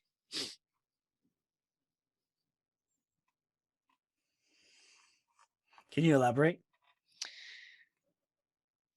If you were to look back at your life and say, what's your greatest memory? We'd probably go into light and talk about something that was happy, joyous, loving. If we were to say, what has been your biggest lesson in life? You're probably going to the dark. Because it's there by design to get you to see that the light is always within. Look at the yin and the yang symbol. Those with, as I said, the depth of vision. If you look at the left-hand side and if you don't have a depth of vision, you go, what colour is that side? Black. Is it? Yeah. But look closer. How can you not see that? It's black that side, it's white that side. What's inside the black? White. What's inside the white? Black. Nothing is missing, ever. Just what you give your attention to will grow. So if you have a clear intention, you will have clear attention, and you will have clear retention. Meaning, if you know who you are and why you're doing something, you will be driven by that from a higher frequency of love, because it's pure, if you're doing it for the right reasons. And you will retain that, because what you put out, you'll get back. So my fear when I went to do plant medicine was like any mother ayahuasca, Mama Bali, like any mother, it will love. But a mum knows that love sometimes is putting you over her knee and scalping your ass. But it doesn't mean she doesn't like you. It doesn't mean that you're bad. It doesn't mean that she's a bad mother, because she's still doing it because she loves you. Imagine we grew up, man, with no boundaries and our parents just let us do whatever the fuck we want. The millennials get a bad rap for this, right? Again, it's quite short-sighted. It's seen that they're only one way and not the other. It's bollocks. It's a judgment. But imagine we just got to do whatever the hell we want. Then you go into the big bad world all of a sudden there's consequences that we don't know how to deal with because maybe we've just in 21 years of doing whatever the fuck we like. And 21 years of the most important in terms of brain development and our neurological how we, and our perceptions of how we see the world. And then we can't handle it because all of a sudden we're told, hey, you ain't fucking special. But you also are. So we need to, the purpose of life isn't to be happy. And we've fed that lie from a social point of view in marriage. Happily ever after. Disney fucking are programming young girls from a very early age to give their power away. They need a prince to come and fucking save them. And then it goes the other way when they go the other way. I don't need no man. All men are pricks. All men are narcissists. And go on all that kind of way of things again. They go from one extreme to the other. The masses will go from one to another, from one to another, and one to another. The masters will realize that they're never either and they're always both. And the refractory period of being stuck in a trigger is just when you're one side more than the other. Light or dark, it's irrelevant. And then we get addicted to either the dopamine hit of the light or we get addicted to the story of the struggle. And then we get triggered by it. If someone questions our belief, it's a trigger. We go, oh, and we either retract and we go into what's safe and what we think is, or we expand and we have courage and humility to go, great way that you do it. Always you're like, can you expand on that? Can you say a little bit more? There's an intrigue. There's no self-righteousness. There's no ego. I don't agree with that. Nah, fuck that. That's wrong.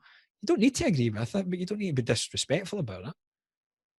So to get back to all that, so the masters know that not being triggered isn't the goal. It's being triggered and then going, I'm just going to sit with that a minute.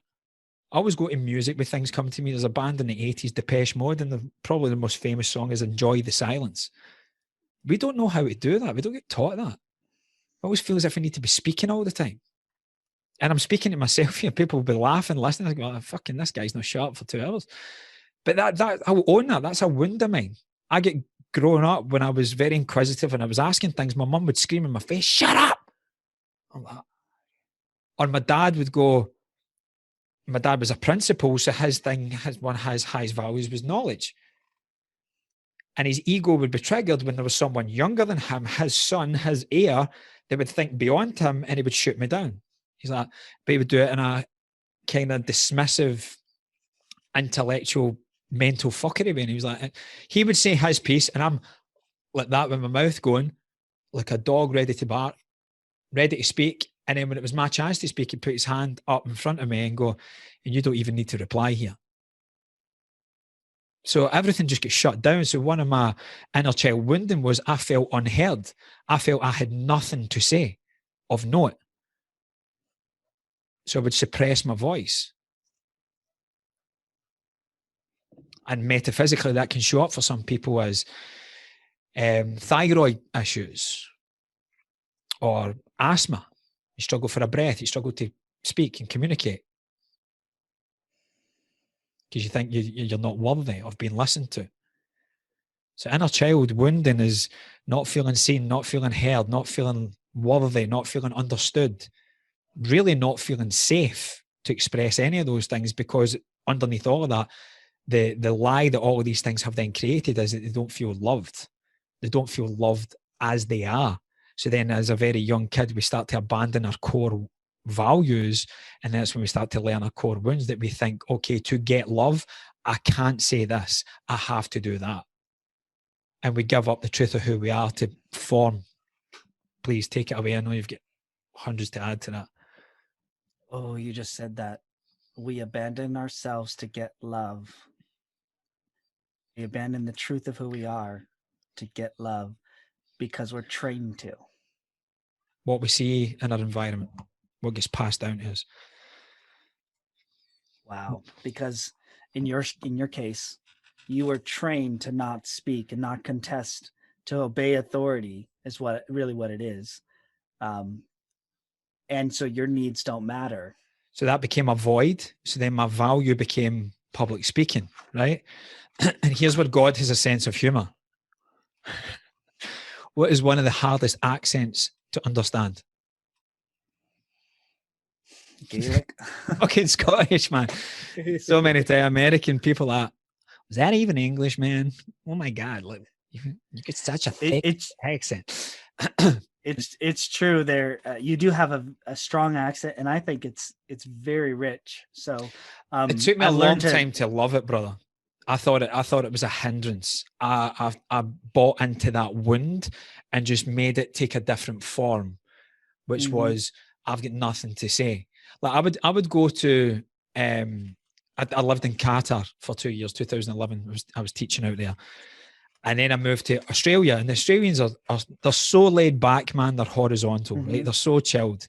And then when I would be speaking, but they're lazy listeners, right? And they would say things like, "Oh, what, bro? Oh, sorry, mate. Can you say that again?" And I used to get really fucking frustrated and angry, man, because it was pulling, and I wasn't even aware why, but it was, I know it is yeah, triggering you it was from your past. triggering me because I think these fuckers aren't listening to me. I'm not worthy of listening to. But listen to what he was actually saying, man. He was saying, "Sorry, mate, can you say that again?" I never heard that. I would just, oh, fuck's sake. And then I'll go, do you know what? I repeat myself more in Australia and an English speaking country than I did in the Middle East for 2 fucking years, man. I was like, listen up. And he's like, sorry, dude, I just never, but yeah, oh, yeah, bro. Oh, yeah, no worries, mate. Everything's so slow and controlled. And then I'm thinking, one day it just hit me so obvious. I'm thinking, if you're speaking like a local, colloquial Glaswegian, the only people that's going to understand you is local, colloquial speaking Glaswegians. It's the whole fucking reason why you left Scotland, because you felt unheard. You felt no one got what you spoke about. You couldn't impact any real effect.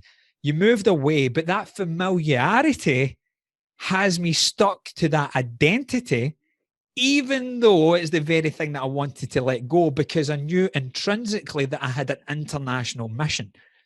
But I was so loyal to my locality and time and space that I didn't want to let go of this thing that formed my identity, that I was never going to fulfill the magnitude of my vision.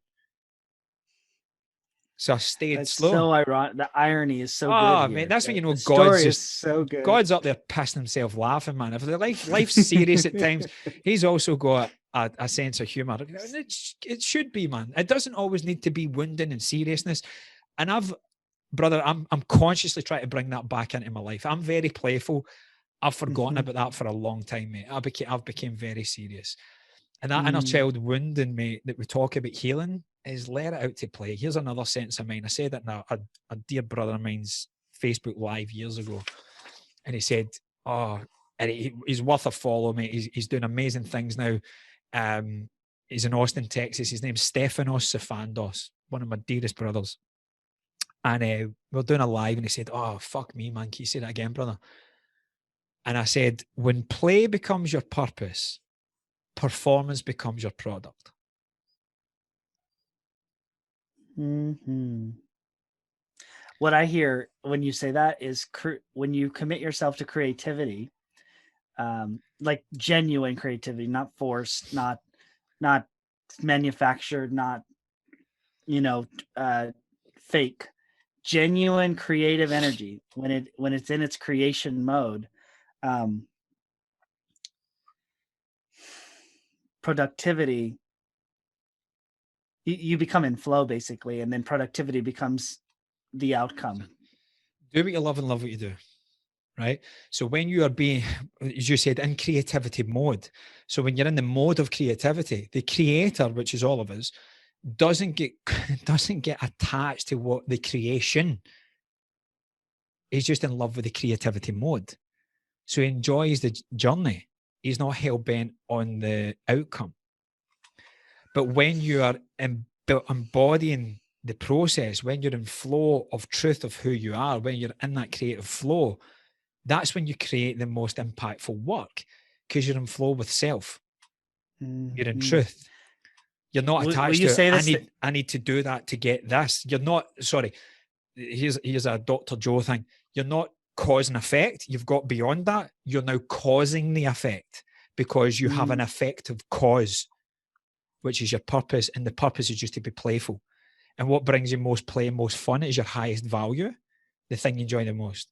And your highest value typically comes from your highest void.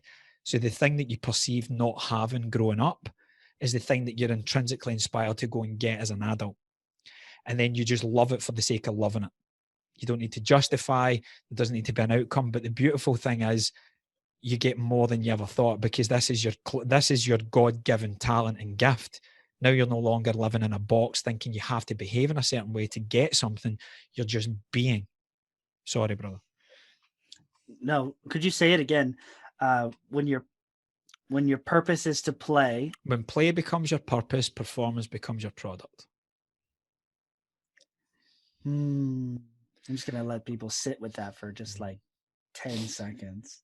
So the intention is to do what you love and love what you do. You produce your greatest work that has the greatest impact on you, your nearest and dearest, in the world at large.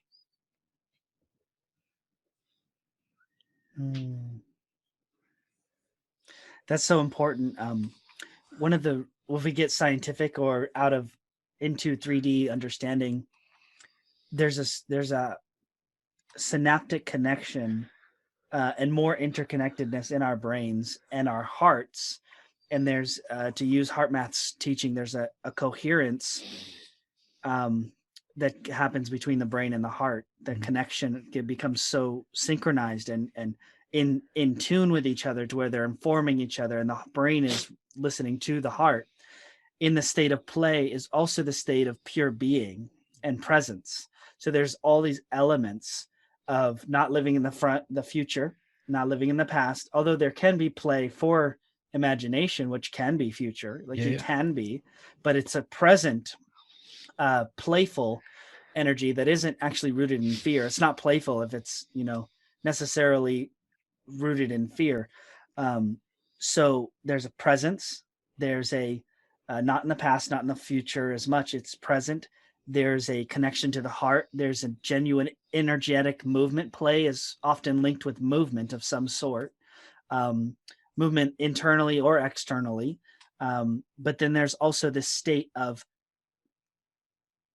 not being over analytical, not being fear, not being in the past. Someone else has did this to me. It's in.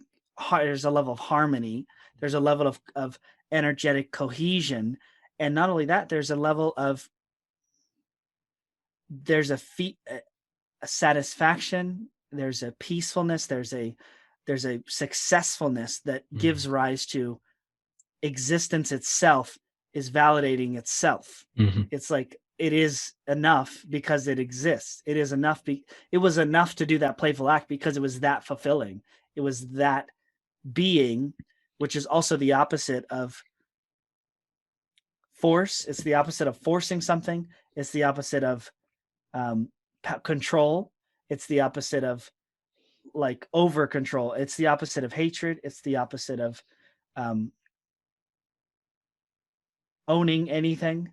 It's like, except the own creative life force that's coming within you. And it's just so profound because play truly is an optimal state of being. Play is the optimal state of connectionness and its presence. There's a presence and an awareness that is involved that is operating at a higher level. And it's like listening to music. We know that the higher centers in the brain are activated with a certain kind of music, like classical music.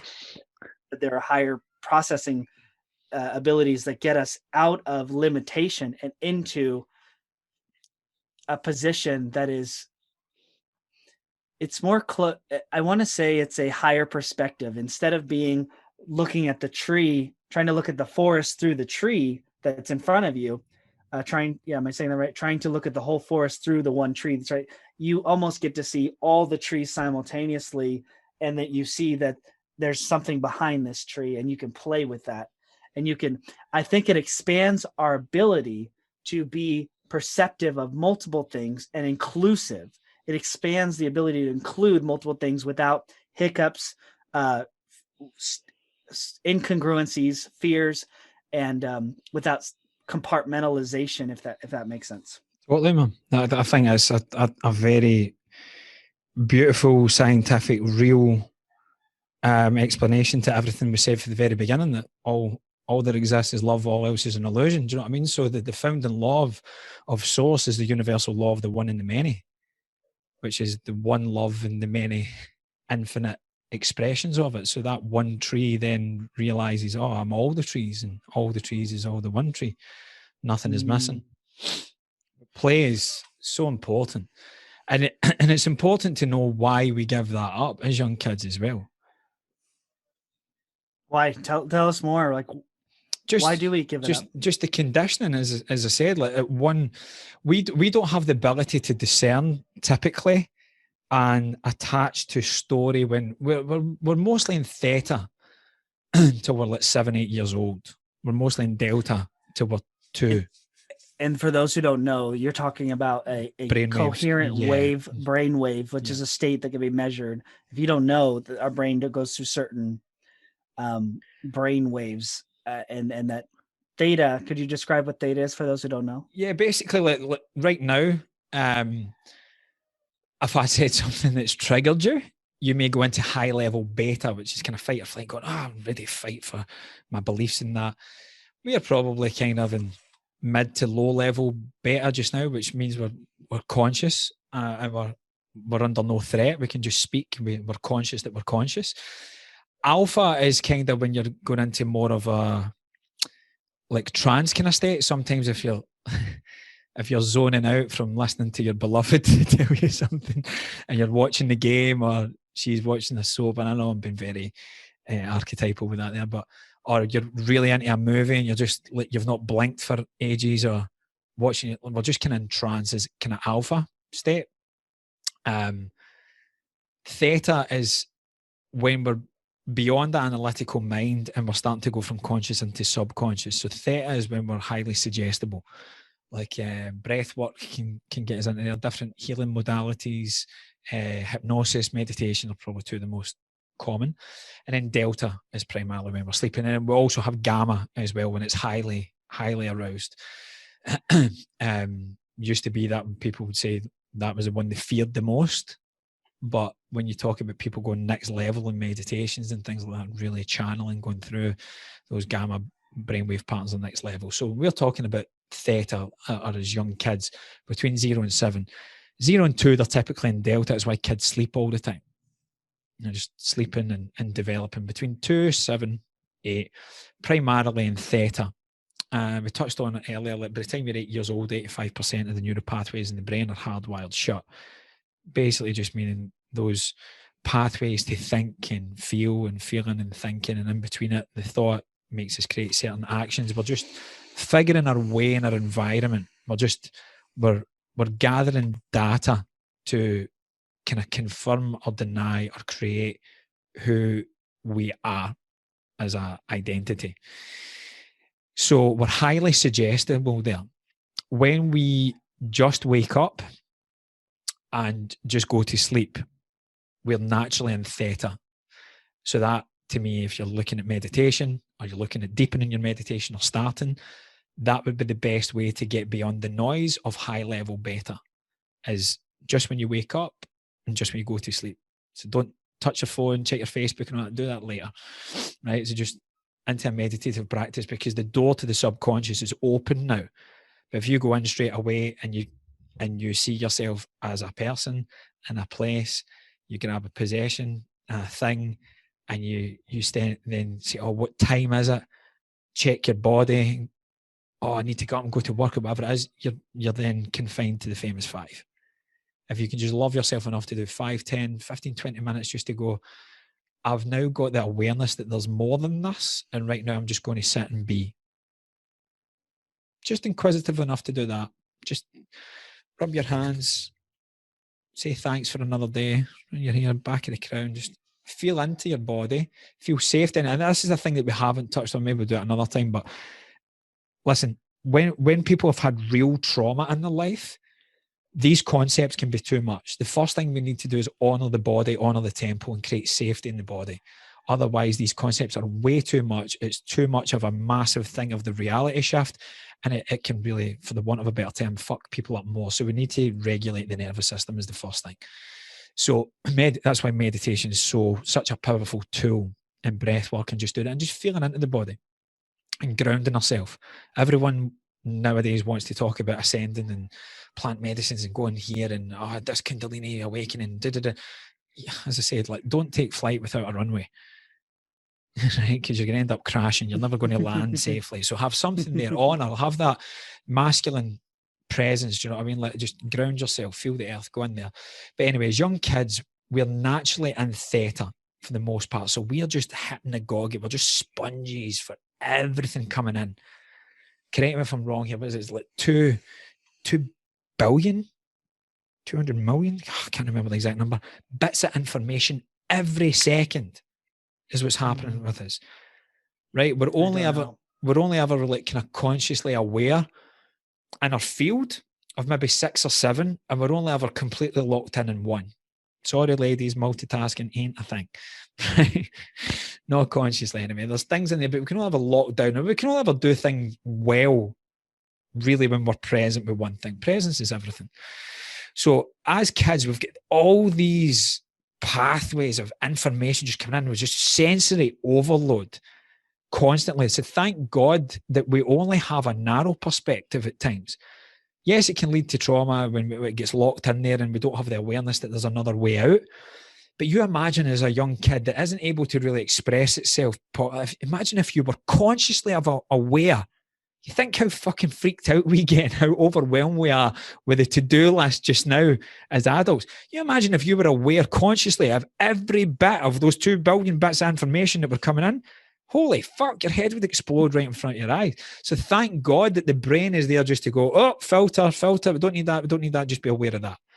And what it filters is in level of danger to keep you safe. All right, so it's not here to go, oh, I went through my life, the whole life, thinking that this was out to get me, and oh, I've just wasted 30 years and not saying it. No, it was keeping you safe, man. You were only meant to see it when you saw it, or you would have saw it earlier. And some people aren't meant to see it in this lifetime. That's part of their karmic journey. I just don't know. Anyways, kids, we're taking in all this bit of information. So say dad has a shit day at work. This is the example I always use. And again, I'm not trying to be a ancient archetype here, just for the purpose of story for context. So dad's at work. He's worried about money. He's asking for a promotion. He's been promised that he's been working his ass off, and then he gets pulled into the office. He's thinking, here's the good news for the last year that's coming up. And what he's saying is, no, we're actually cutting you back. And we're actually giving that to Clive. What the fuck, man, what have I just done? Feels unseen, unheard, unvalued, misunderstood, unloved, and now he feels unsafe. Because not only is he not getting the promotion that he was banked on, he's now getting less money. And as a man, he now has to deal with the shame of that to go back to the archetype and the provider and the protector and all that social shit to go back and tell his missus that, fuck, I don't know what I'm going to do. So he's occupied. Little Nathaniel, he's been in creation mode, can't wait to see daddy. And he's drew a picture. And he's sitting up on the couch, looking for all the cars going back, looking for the blue Ford Escort, because he knows that that's daddy's car and daddy's coming back. The car pulls in, he can't wait.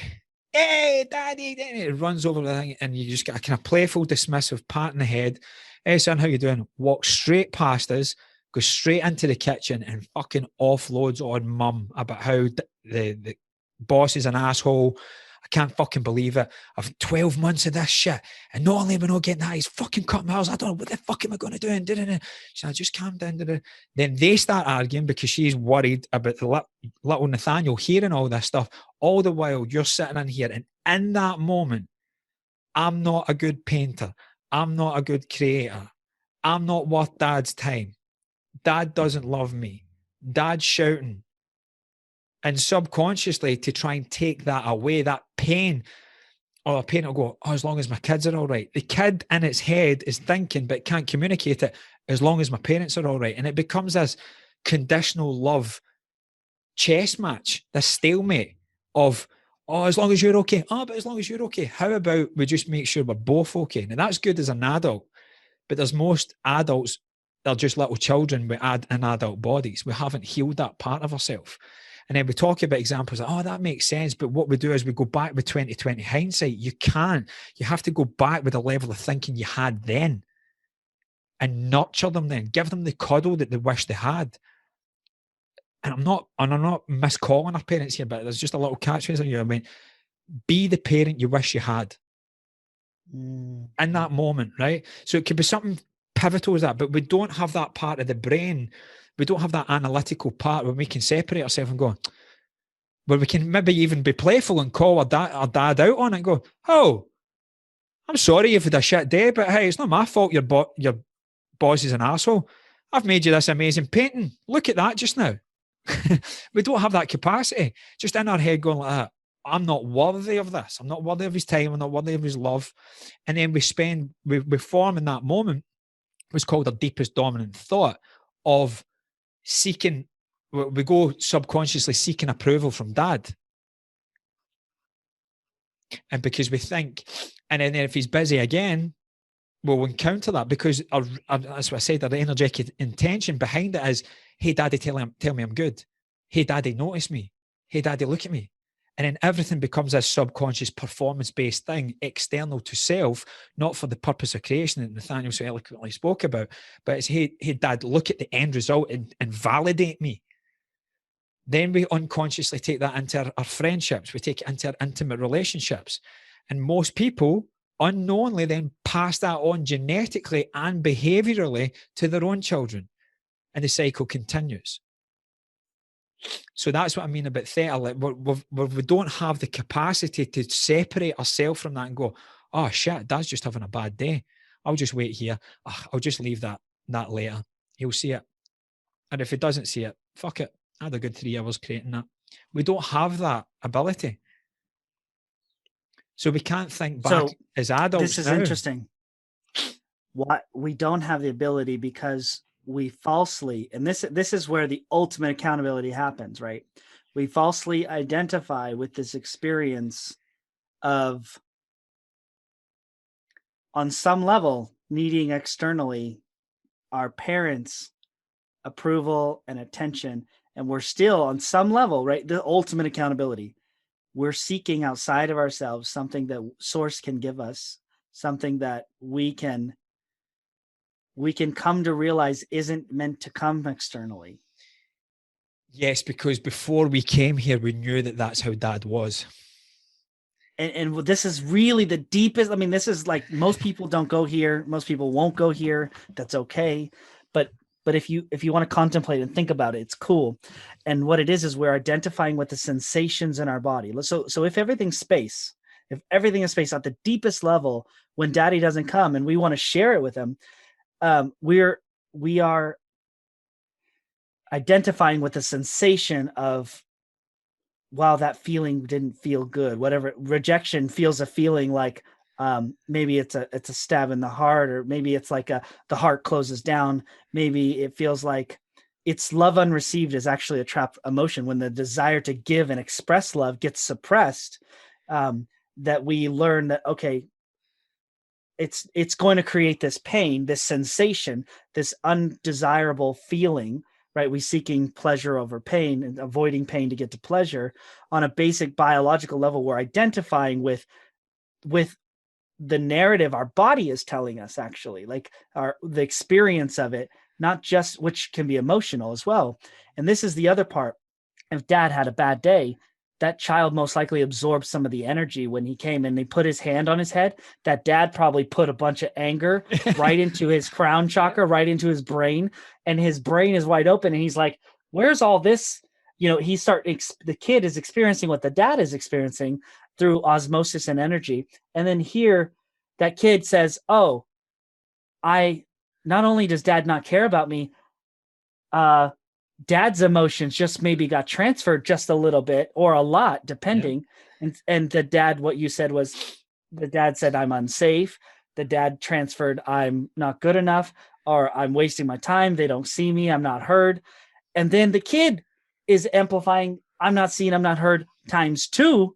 And it's not his energy. And some kids can clear it out. Some people will absorb it. Some are more sensitive than the others. Some will identify with that. Some will not. But emotion does transfer. And this is where the clusterfuck happens. This is where in psychology terms, we call the enmeshment. This is where identification with sensation. Yeah. happens, and this is where the false belief actually happens, and the break of the Maya happens, and this is where the trauma happens. Trauma I define as an emotional experience, or an experience that overwhelms us to a point where we can't integrate and understand it, and it's overwhelmingly emotionally overwhelming, and it actually goes to the brain, and we can't congruently accept or understand or put together exactly what happened. So it becomes split and divided in a way, and frozen in time. So if this is true,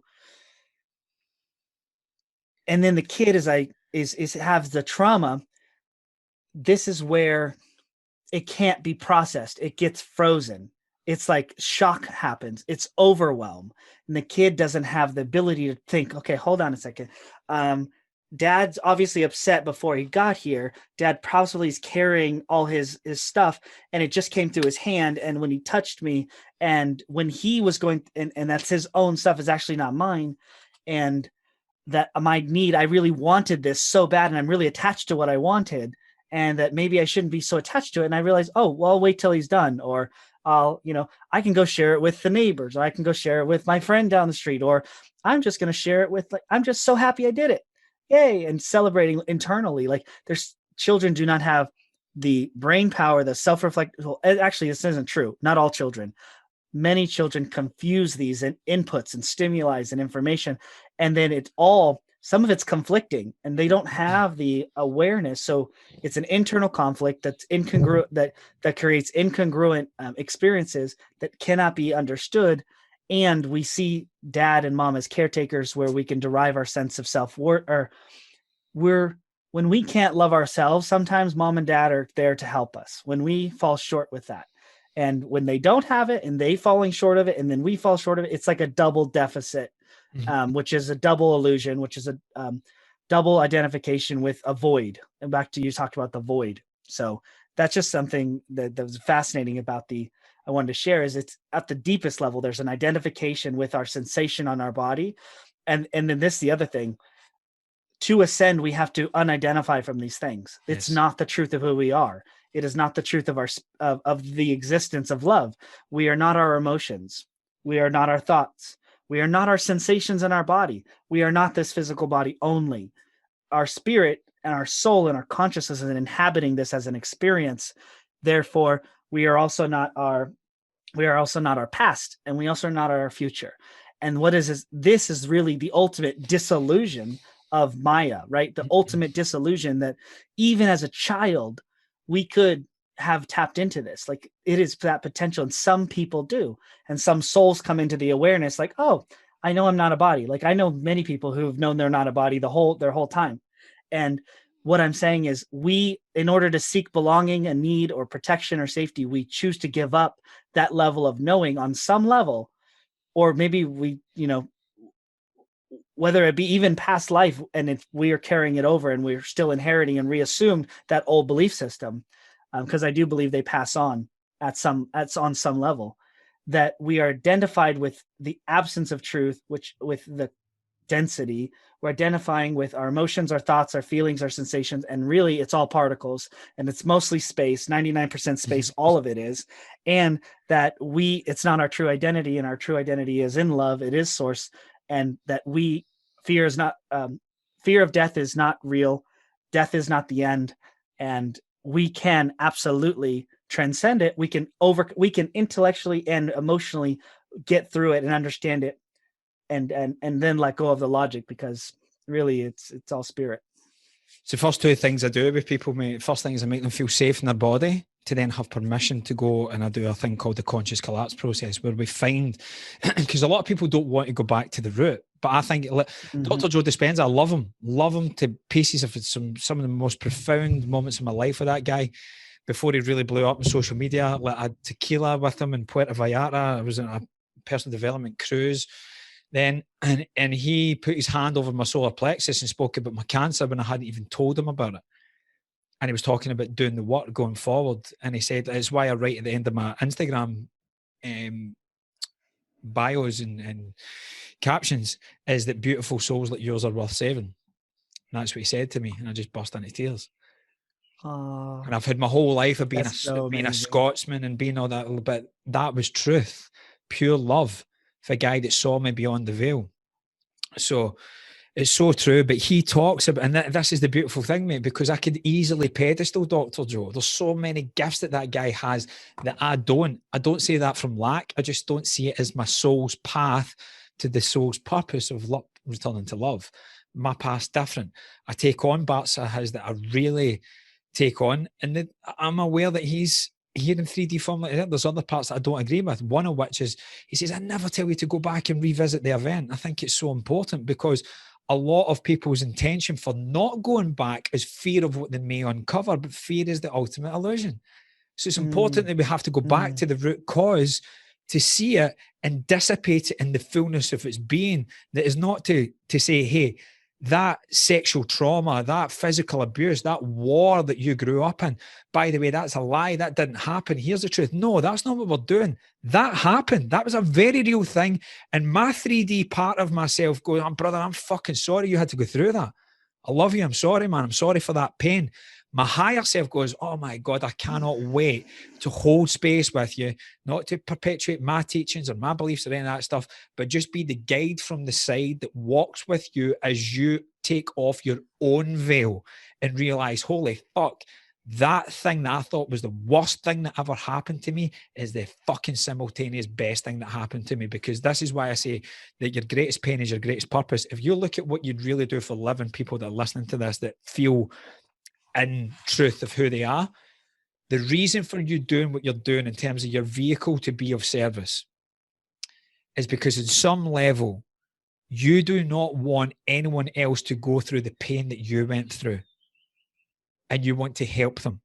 Your even higher part of self also knows it may be essential for them to go through what you also went through, or inverted commas, worse, depending on what we're measuring that against.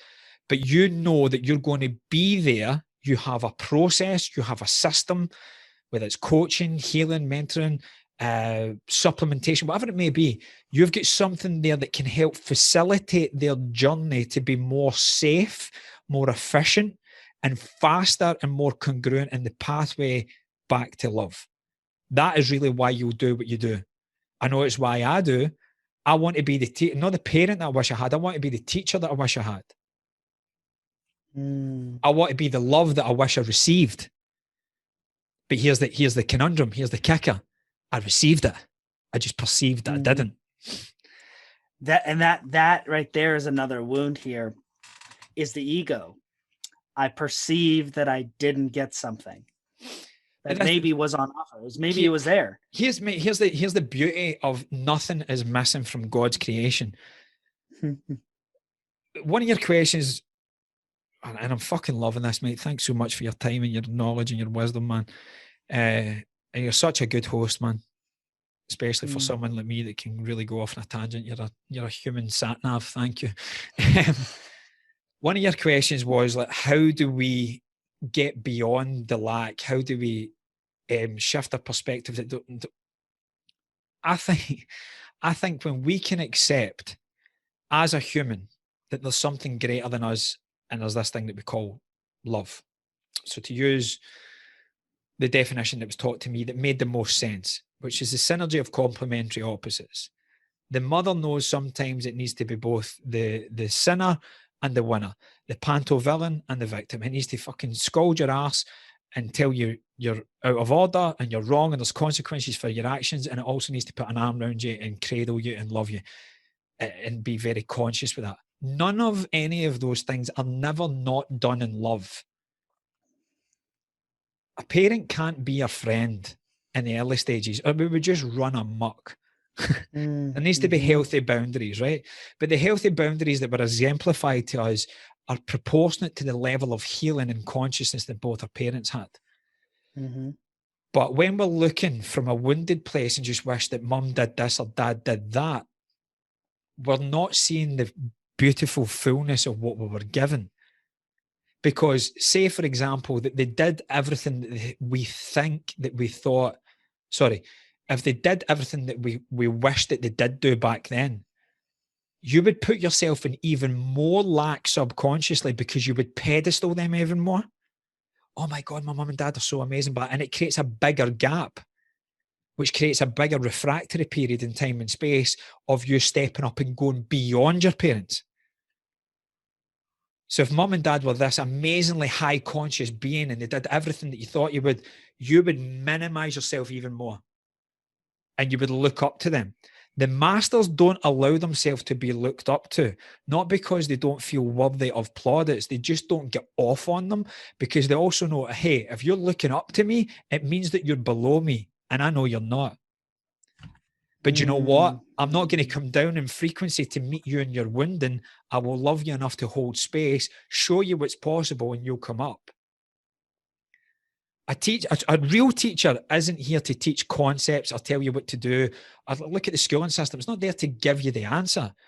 It's to encourage you to ask questions of self, to find that the answers have always been within. The kingdom of God is within. Nothing is missing. Nothing ever has been. You're not fucking broken. You never have been.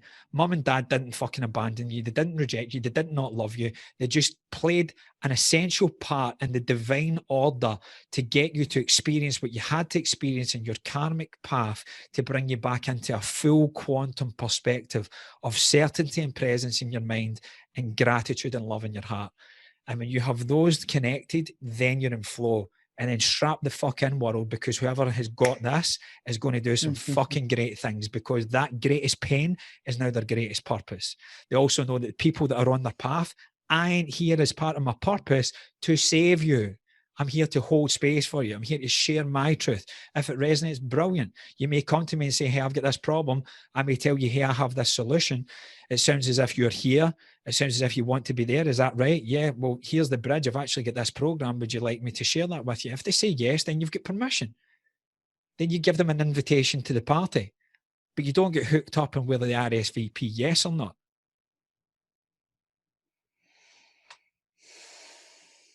I need to watch that. Sorry, brother. Go. What were you saying? I was just going to say, I need to watch that back because I have no idea what I said, but I feel my chest going like that. And that was my truth. What you just said is masters know that they're not different or they're not better or above the others.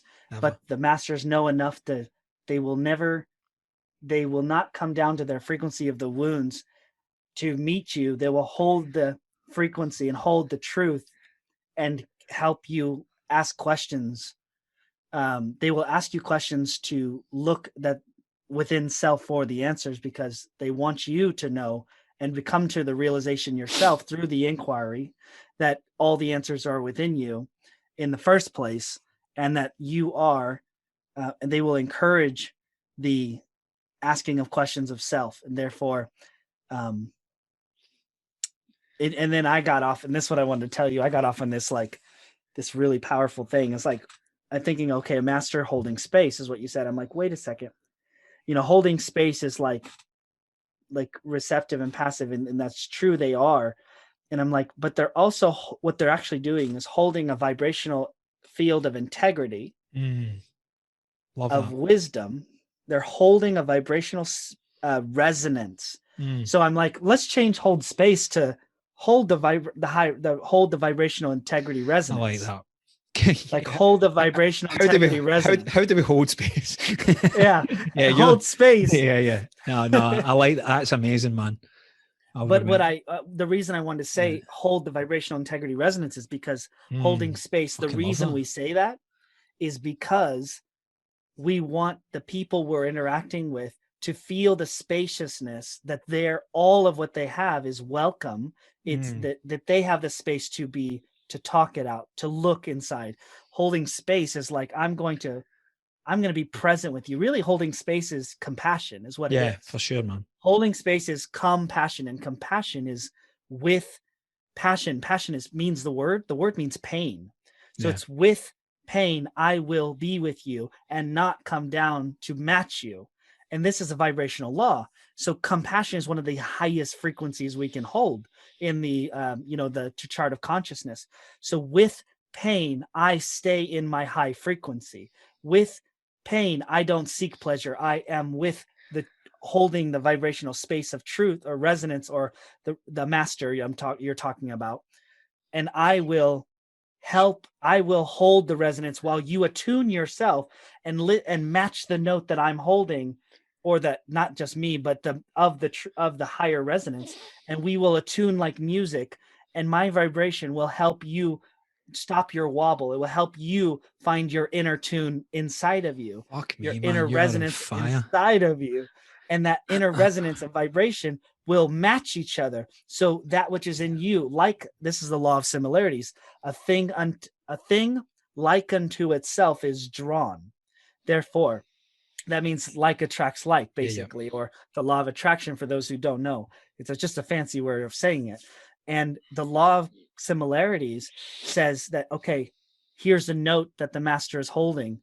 Compassion. I know they know that they're not their body. They know they're not their emotions. They know they're not their past. They know they're not their future. They know love is the truth of all that is. They know that everything that's even the darkest is still sourced in love.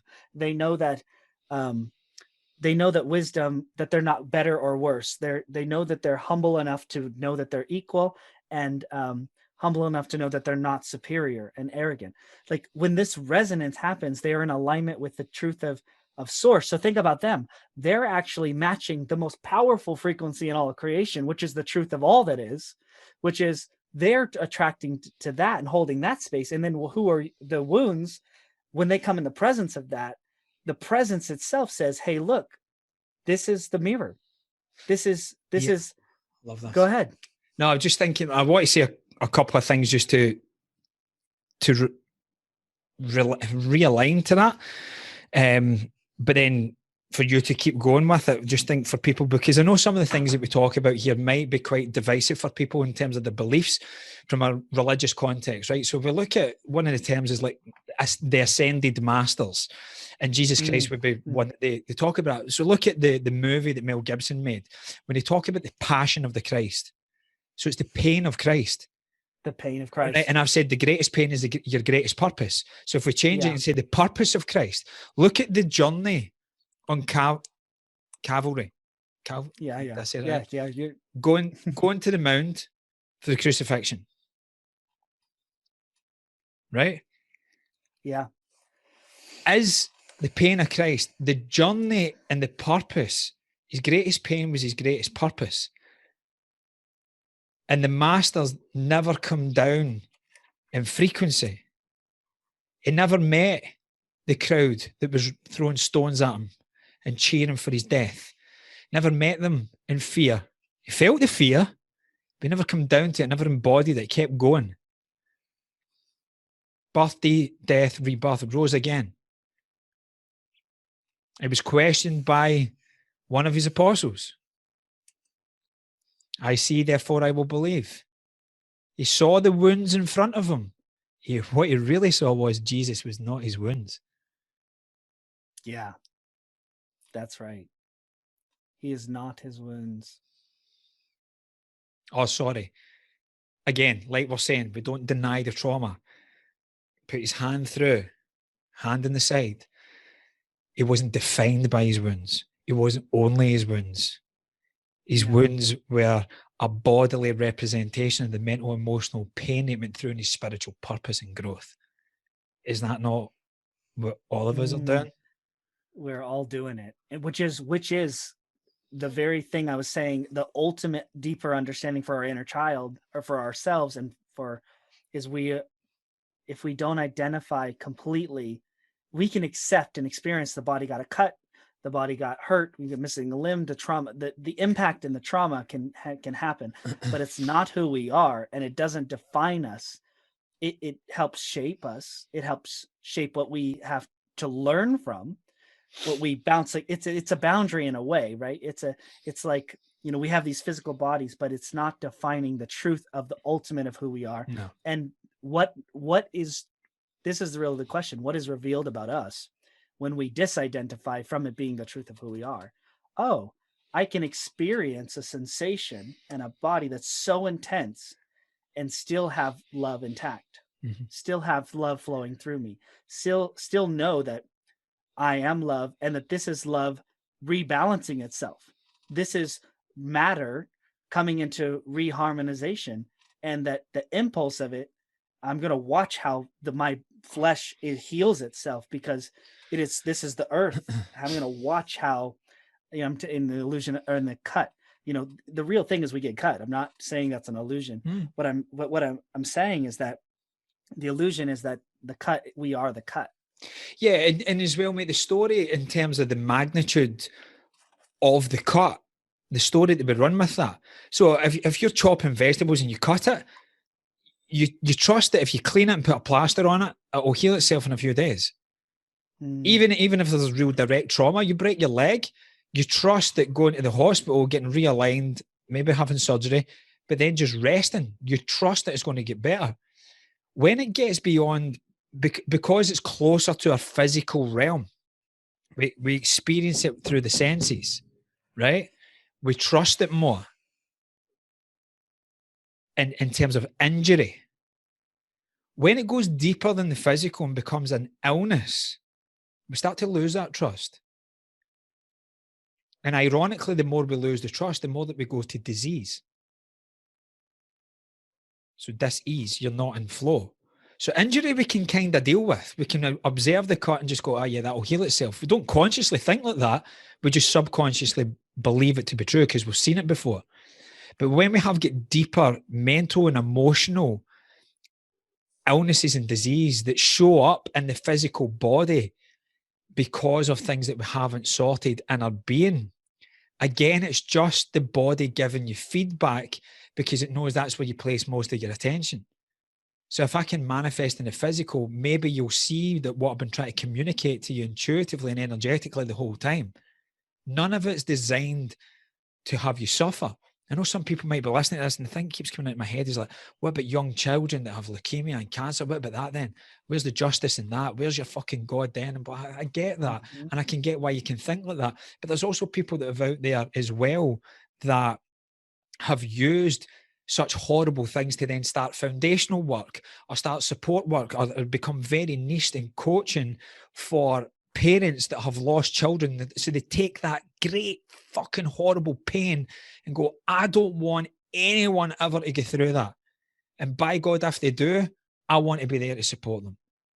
That's where they've made their greatest pain the greatest purpose. Some other people, and I don't say this absent of compassion, guys, so please hear me here. Those that don't are stuck in the story of life was happening to them. And it's probably pulling at their core wound of separation and abandonment, that they think that they don't know who they are without their child. But what if it was your child's dharma? What if it was their soul's path? There's no what if. It is, or it wouldn't have happened. They came in for that period of time to experience what they needed to experience for their soul's growth and evolution. And some souls are so evolved that they don't even come into physical formation. They learn what they need to learn in the womb. But we can mourn it as a miscarriage. And I've lost a child, folks. So don't think, again, I'm not being compassionate. But when a lady that had 4 miscarriages that came to one of my events, she said that to me. Because, I can read all the books on masculine, feminine energetics, and I can have a real conscious compassion to try and understand. Fact of the matter is, I have zero physiological knowledge of what it's like for a woman. So I'm not going to pretend that I do.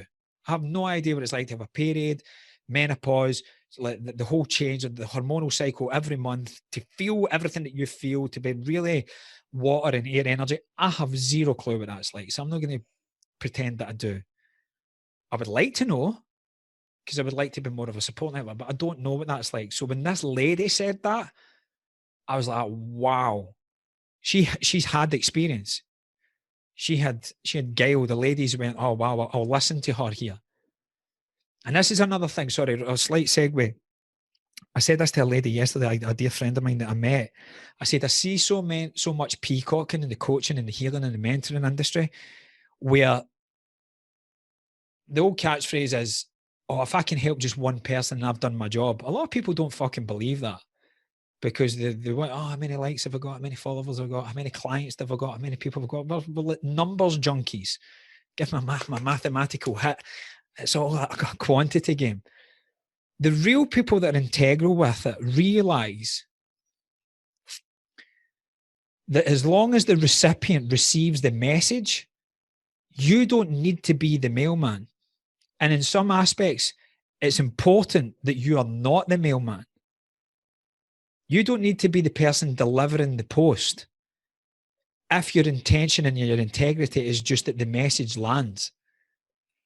And what I mean by that, sometimes if someone has had real inner child trauma in early childhood, maybe they were gang raped or they were physically beaten by a father and an uncle or abused by their brother, and I've worked with women that have had that. I have fucking zero clue what that is like, none. As a human, I feel it emotionally. I fucking lump my throat talking about it just now. That is horrible.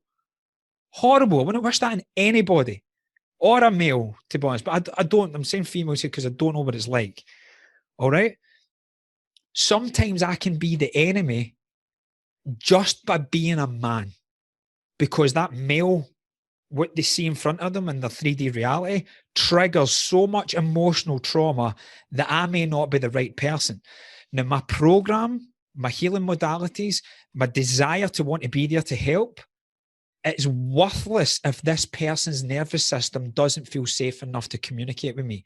So I need to step the fuck away and refer her to a female person that I know and trust who's on a similar wave. And I get the hell out of the way.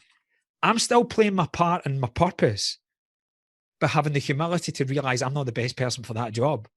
So I'm just going to make her feel more fear. And there's a lot of that in the coaching industry. So, just if I help one person, I do that. Like, yeah, but it comes at your ego and your self-righteousness being quenched. Please catch that. We've all got a core need to be significant. But get beyond that. It's a survival need. In fact, any need is kind of survival. The real freedom comes from when you don't need anything and you realize that everything you've got is already there. So sorry, comment on that. Please do, brother. What you said is so true. We don't have to be the messenger when your integrity and your mission is actually truly is really the most effective part, right? It's the most results oriented, which is easy to get attached to, but which is as long as they receive the message and then they take it in and they, like you said, what a master might do is they would invite self-inquiry with that, and hopefully it will resonate and the message will actually provide an unlocking or an opening or a perspective change for aligning with whatever truth or whatever it revealed into them, or that they revealed to themselves through that question or that message. But this is what I was thinking. I was coming back to the word pain. I was coming back to the word compassion and the word passion. So if we look at the word passion, it actually means pain. And if we look at the word compassion, it means come as with. Yep. And passion, pain, with pain. Somebody who has true compassion, like the Christ was the compassionate one, or God is the God of compassion, right? Light source has ultimate compassion for all things. Like it means source is with us through all the pain. How cool is that? So there's no judgment. This is where religion lets itself down. And this is where the lie is. That's the judgment. Oh, you're to be condemned. No. In some level, all of creation is, quote, and I'm putting air quotes, suffering with you as you experience this. You never are, which leads to the fact that we're never alone, which leads to that's a misbelief that we all, one of the core wounds I'm just realizing this for myself, but then I'm going to go one step further to tie it in exactly what you said. Pain, when I think of what is pain, pain is simply a message. So with messages is really what's happening. What are the messages? What are the messages? So if we're with pain, compassion, and if we change the word pain to with messages, ultimately what that means is listening. And if listening to the messages. If you're listening, you're present. if you're listening to what the message is, you're not compartmentalizing things as painful or pleasurable. Because pleasure, like if I don't know what the Latin is from, instead of compassion to suffer with, it would be to please with. I don't know what the equivalent of that would be. But everything is just feedback to show you where you are on the scale of duality. Right. Everything. So when you're overly seeking pleasure, you're not in truth of love. You're in fantasy typically. That's not to say, this is the thing. Enjoy the human journey, because you're going to have pleasure and you're going to have pain. The thing is, though, pain typically occupies time and space in our mind more, because it grabs our attention more. But with that, with the attention, we can have retention, we can reenact that story, and then we can get further and further into the pain. quick thing I'll say, like, this is the beauty of finding yourself, and this is the beauty of knowing thyself. To know thyself is to heal thyself. And that is to love thyself, because you always do, even if you're consciously aware of that or not. And the masters will never get you to think their way of thinking. They'll get you to find your own way. And one of the guys I highly respect, and I mention a lot of them in my own ways of speaking here today, because that was the basis in which I learned about a lot of things, is a guy, Dr. John Demartini. But I remember listening to an interview, and that's how I know the Latin origin of compassion is to suffer with, because someone said, like, about being more compassionate beings and blah, blah, blah. And he said, I don't really believe in compassion. It's not something that I try and bring into my conscious awareness, because compassion, the etymology of that is, it means from the Latin to suffer with. I have no intention to suffer with anyone.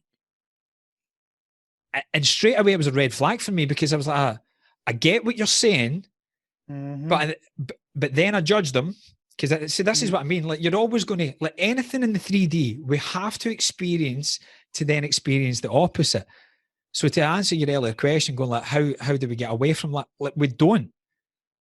We feel it and we heal it. And how we heal it is that we feel it and we release it. So he had said, compassion, I don't want to suffer with that. And I just felt like, what the fuck, man? I'm like, how do you know what to do? I mean, I understand that, but that's pure selfish. That's scarcity. That's going, I don't want to suffer pain. That's avoiding the unavoidable here. And then I'm going, that's the opposite of everything you fucking teach. Then I got to the point going like, fuck, man, he is but human. He gets things wrong like the rest of us. Holy fuck. But him saying that, it's made me take him off any pedestal that I had to then go, hey, I'm going to think that way. I don't need to agree with you. Who's right? Who's wrong? Irrelevant. But here's my truth. But for me to avoid pain and seek pleasure, I'm like, that's what you teach us where we go wrong. That's exactly what he was doing. Yeah.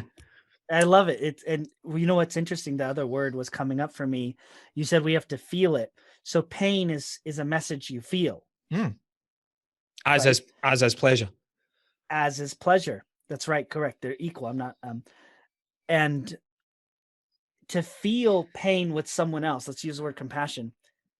What's another word for that? And there's one word that empathy. Really popped up. That's right. I said it to you. Yeah.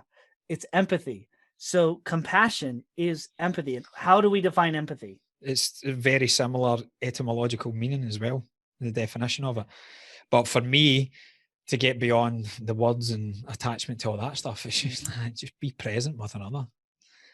Again, to come back full circle to everything we said, be open to receive. Like, there was a church that I went to when I was having a panic attack in Perth, and I was in the shower. Water gives me a lot of solace.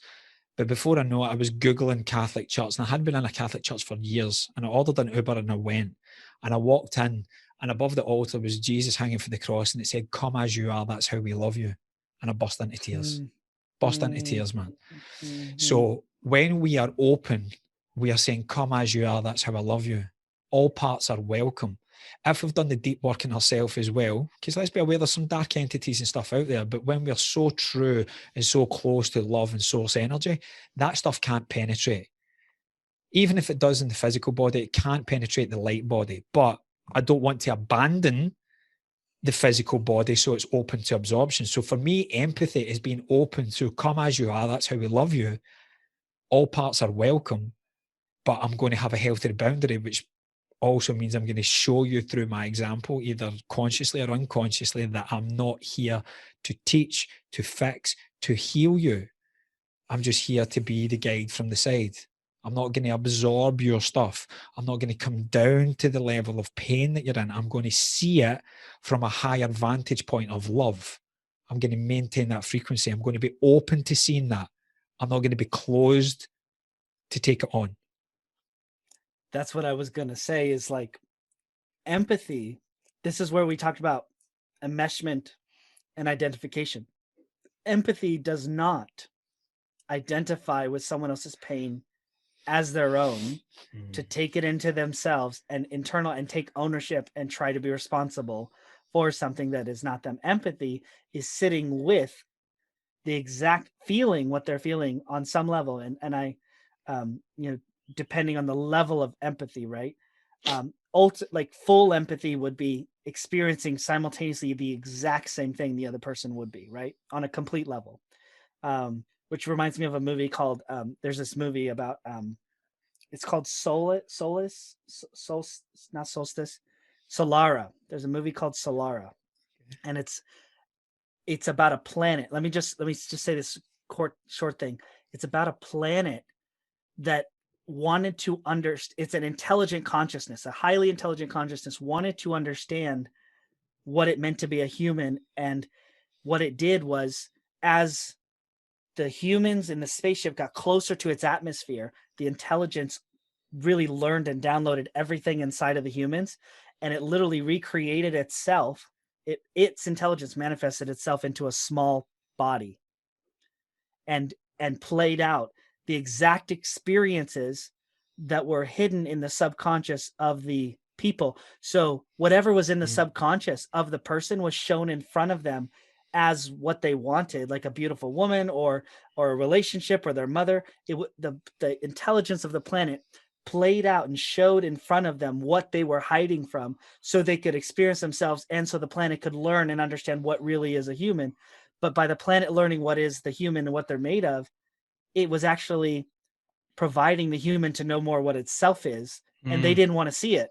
It was their greatest fears, their greatest worries. They were being flashed into them. They couldn't sleep, and it was like almost like a suspenseful horror movie, because the horror is that people are faced to see their greatest fears and face it, and that this planet is seeing that that's what the human is made of. And it was this powerful movie. So let's step back to this example of empathy and compassion, and with pain and with messages. Empathy is the ability to hear a message and not overly identify with it. You don't have to be the messenger, but you can understand, and you can feel what they're coming from and relate enough to it to where you don't have to fix them.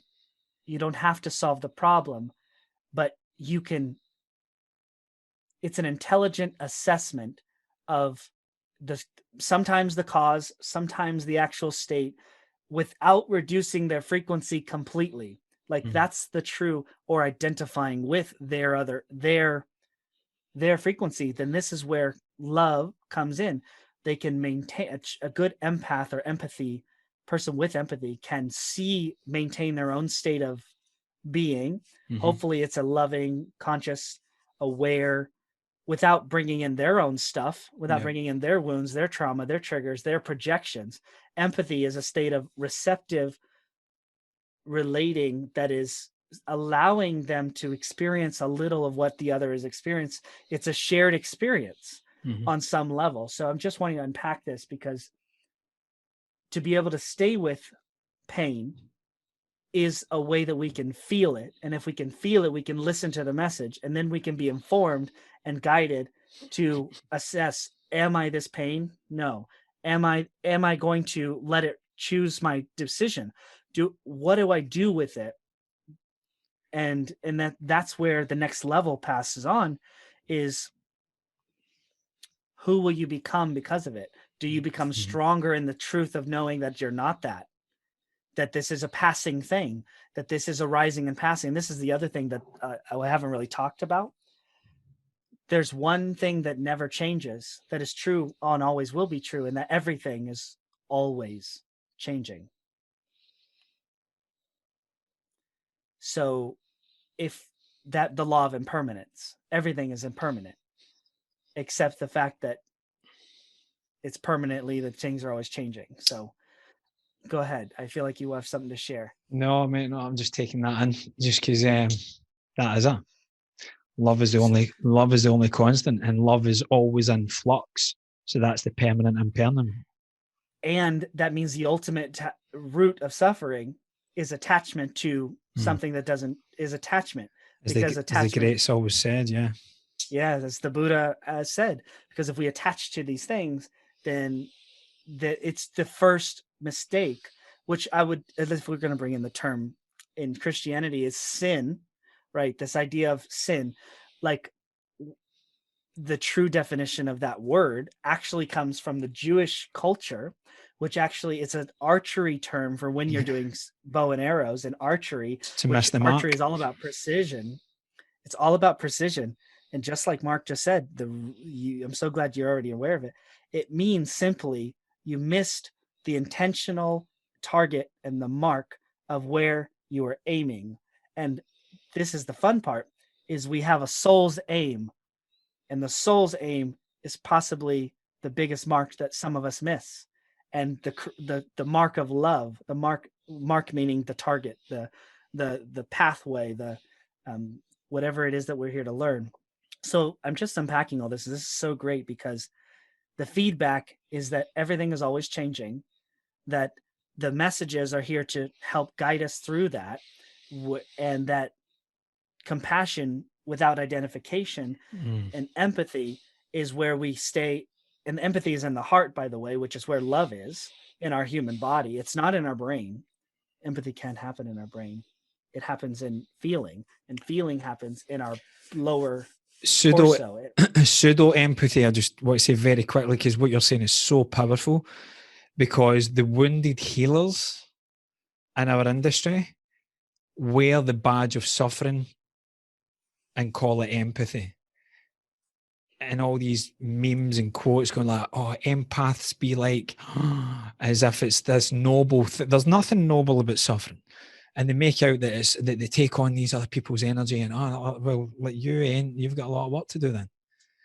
And I 100% I'm actively in that as well, because certain things that sometimes I'm so immersed in a client's plight and story that it may subconsciously be triggering things of my own, and I'm really present with them. But well, I'm sorry, I'll rephrase, because obviously I couldn't be.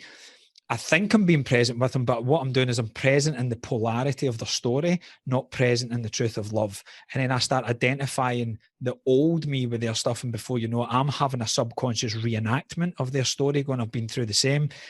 I've got tools and modalities that can help them. They leave feeling brilliant, and I look like an extra from Schindler's List. I'm like drawing all out. I'm like, oh my God, I've not been fully present. I've not been empathetic. I've been pseudo empathetic. There's so much of that, And brother. I'm so glad you brought it to awareness. that's a really big thing. So pseudo empathetic is like, really what you're saying is there was some level of, and this is why most healers are not actually capable of healing at the level they're capable of. Let's say it this way. They're actually only doing partial good. Some healers, some empaths, some. And that is because their stuff, that you can only help someone heal as much as you have healed. You can only help someone get through as much as you've got through.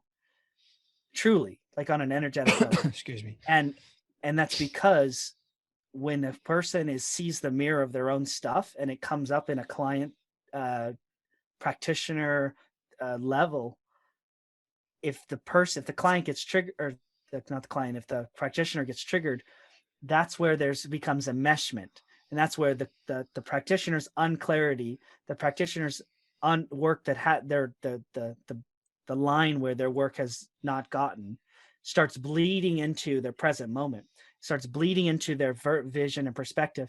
And sometimes practitioners can be very good at being in their practitioner part of their psyche, which is really good.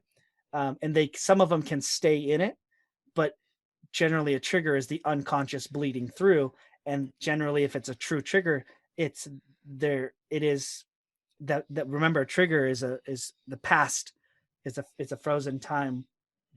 It's a frozen moment that gets unfrozen, and that is overlays their conscious observation of being present with the client, which then the client becomes enmeshed in their subconscious, unless the practitioner says, hey, sorry, I can't help you right now. Yeah.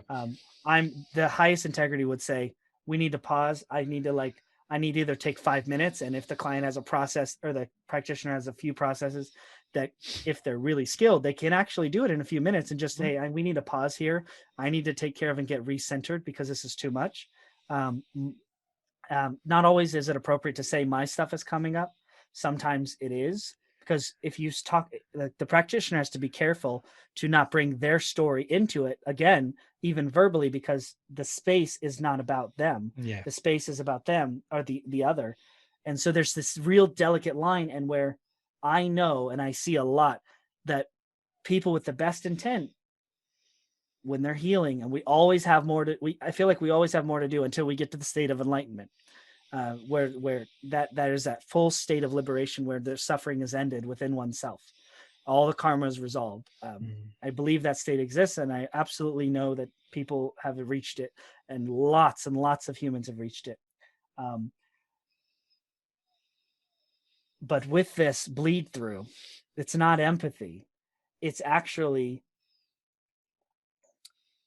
in what you're describing is practitioner trauma, is bleed through, is really and trauma bonding. Yeah. And which could become a trauma bond, or a repetition of the wound. And then they could try to heal themselves by healing the client of something that's in themselves, which then the client becomes a proxy for their own projections or their pain. Yeah. And that's really toxic, and that's really can actually harm people very deeply. Yeah, big time. And again, I'm glad you brought that up to awareness, but I also want to add to that as well. But the beautiful thing is that when we help another heal, we receive healing. And when we heal self, we help others heal. Whether that's in a practitioner setting, whether that's doing deep work in self and you're clearing the ancestral lines for the next people to come, the people that have been before, whatever it may be. But I think this whole podcast has just been amazing, mate. There's so many golden nuggets. I do need to watch my time, mate. I've got a call with a client. I had no idea we've went this far and this deep. But this is the beauty of presence, man. Like, time and space just doesn't fucking exist when you're in flow. I think we just need to.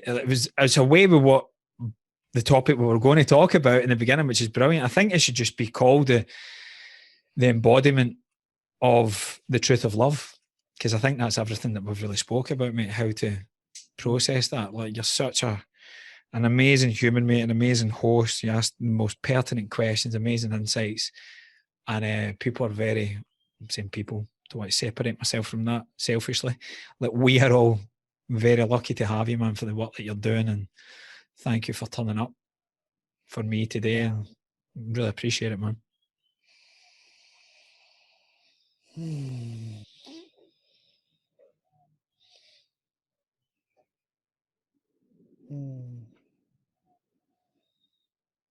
I'm grateful for that. I receive it. And I'm grateful for all the reflections you offered me, and the wisdom you helped me put a lot of beautiful things together today, and you gave me so many gifts, so much succinct wisdom, and it just flows out of you. It just really, you really get in the zone and just flows. And it's really great to see you in your strength and in that flow zone. And that's because I think you're in a state of surrender as well as like presence at the same time. It's really cool. And going deep and taking deep accountability. And so thank you for honoring yourself, and thank you for choosing to do the work. Thank you for being accountable and taking responsibility. That's what I want to say. And I think a tremendous people are going to get a lot of value out of this. This could literally be a couple podcasts. I'm literally seeing like 20-minute sections of this going in many different places, and then 2-minute clips going in many places, and there's so many nuggets. So I really feel like this is going to have exponential value is how I see it, depending on how it's chopped up, purposed, how it's purposed. So thank you, brother. We can end it. Or how, yeah. Thank you, brother. Thank you, everyone. Real quick, if people want to get a hold of you, this is your podcast, and if I share it on mine, how do people get a hold of you? And I guess I'll share how they can get a hold of me as well. I've just really detached myself from my Instagram, which has been cool. Went from 15,000 followers to losing so many and being shadow banned from talking out about the Rona and my beliefs, not knowing it was beliefs at times, but knowing down to about 10K. And then I was going, I just don't like the icky feeling that I've got on this. And I was getting a lot of hate and shit as well. I went, time for a new one. So it's just at Trysted, Trysted, Trysted Soul. And same on Facebook. Awesome. In the bio, there's a little link tree and things as well that people can go and have a look at. Just briefly, what are the services if somebody was looking for help? What would that look like, just briefly, with you? Yeah, so my primary services is online purpose-driven trauma coaching and healing. So I have I've just launched a 6-week course actually, but typically I have a 3-month kind of signature program called Metamorphosis. I've got a couple other programs there, so it's primarily online stuff. You can do like one-to-one healings and things with me as well. It's on that link tree bio as well, where whatever it comes up, maybe like an energy healing, maybe a little bit of breath work, I'll just ask what's needed before you turn up. I'll ask what you feel comfortable with as well. So we can do that. So there's like, depending what people need, some people just want talk, so it can be more coaching based. I don't do a lot of that. More so, I prefer making energetic changes, to be honest. So if we're going to have a one-to-one, it would be that. But primarily, yeah, it's my coaching programs. Okay, great. So if you found value in this, if you think he understands how the healing process goes, if he understands some deeper things that can help overcome pain, trauma, discomfort, blocks, I encourage you all to go to his link tree, go to his Instagram, book in a call, get on his programs, and absolutely check out what he's doing, because he's committed. And if you want to find someone to help you feel safe, respect you, and give love in the process that is helping you return to the truth of who you are, and not just telling you the truth of who you are, but inspiring inquiry within yourself, and yet have someone believe in you and know and hold that vibration that knows that this is where you're going and it's what you're capable of, and stand in your corner and believe in you, then reach out to Mark. Absolutely. Make sure you get there. We'll probably put the link somewhere in our post where we post this, so you can absolutely get right and connected to him. And this is Nathaniel Woods, and we are all complete. We'll see you in the next podcast.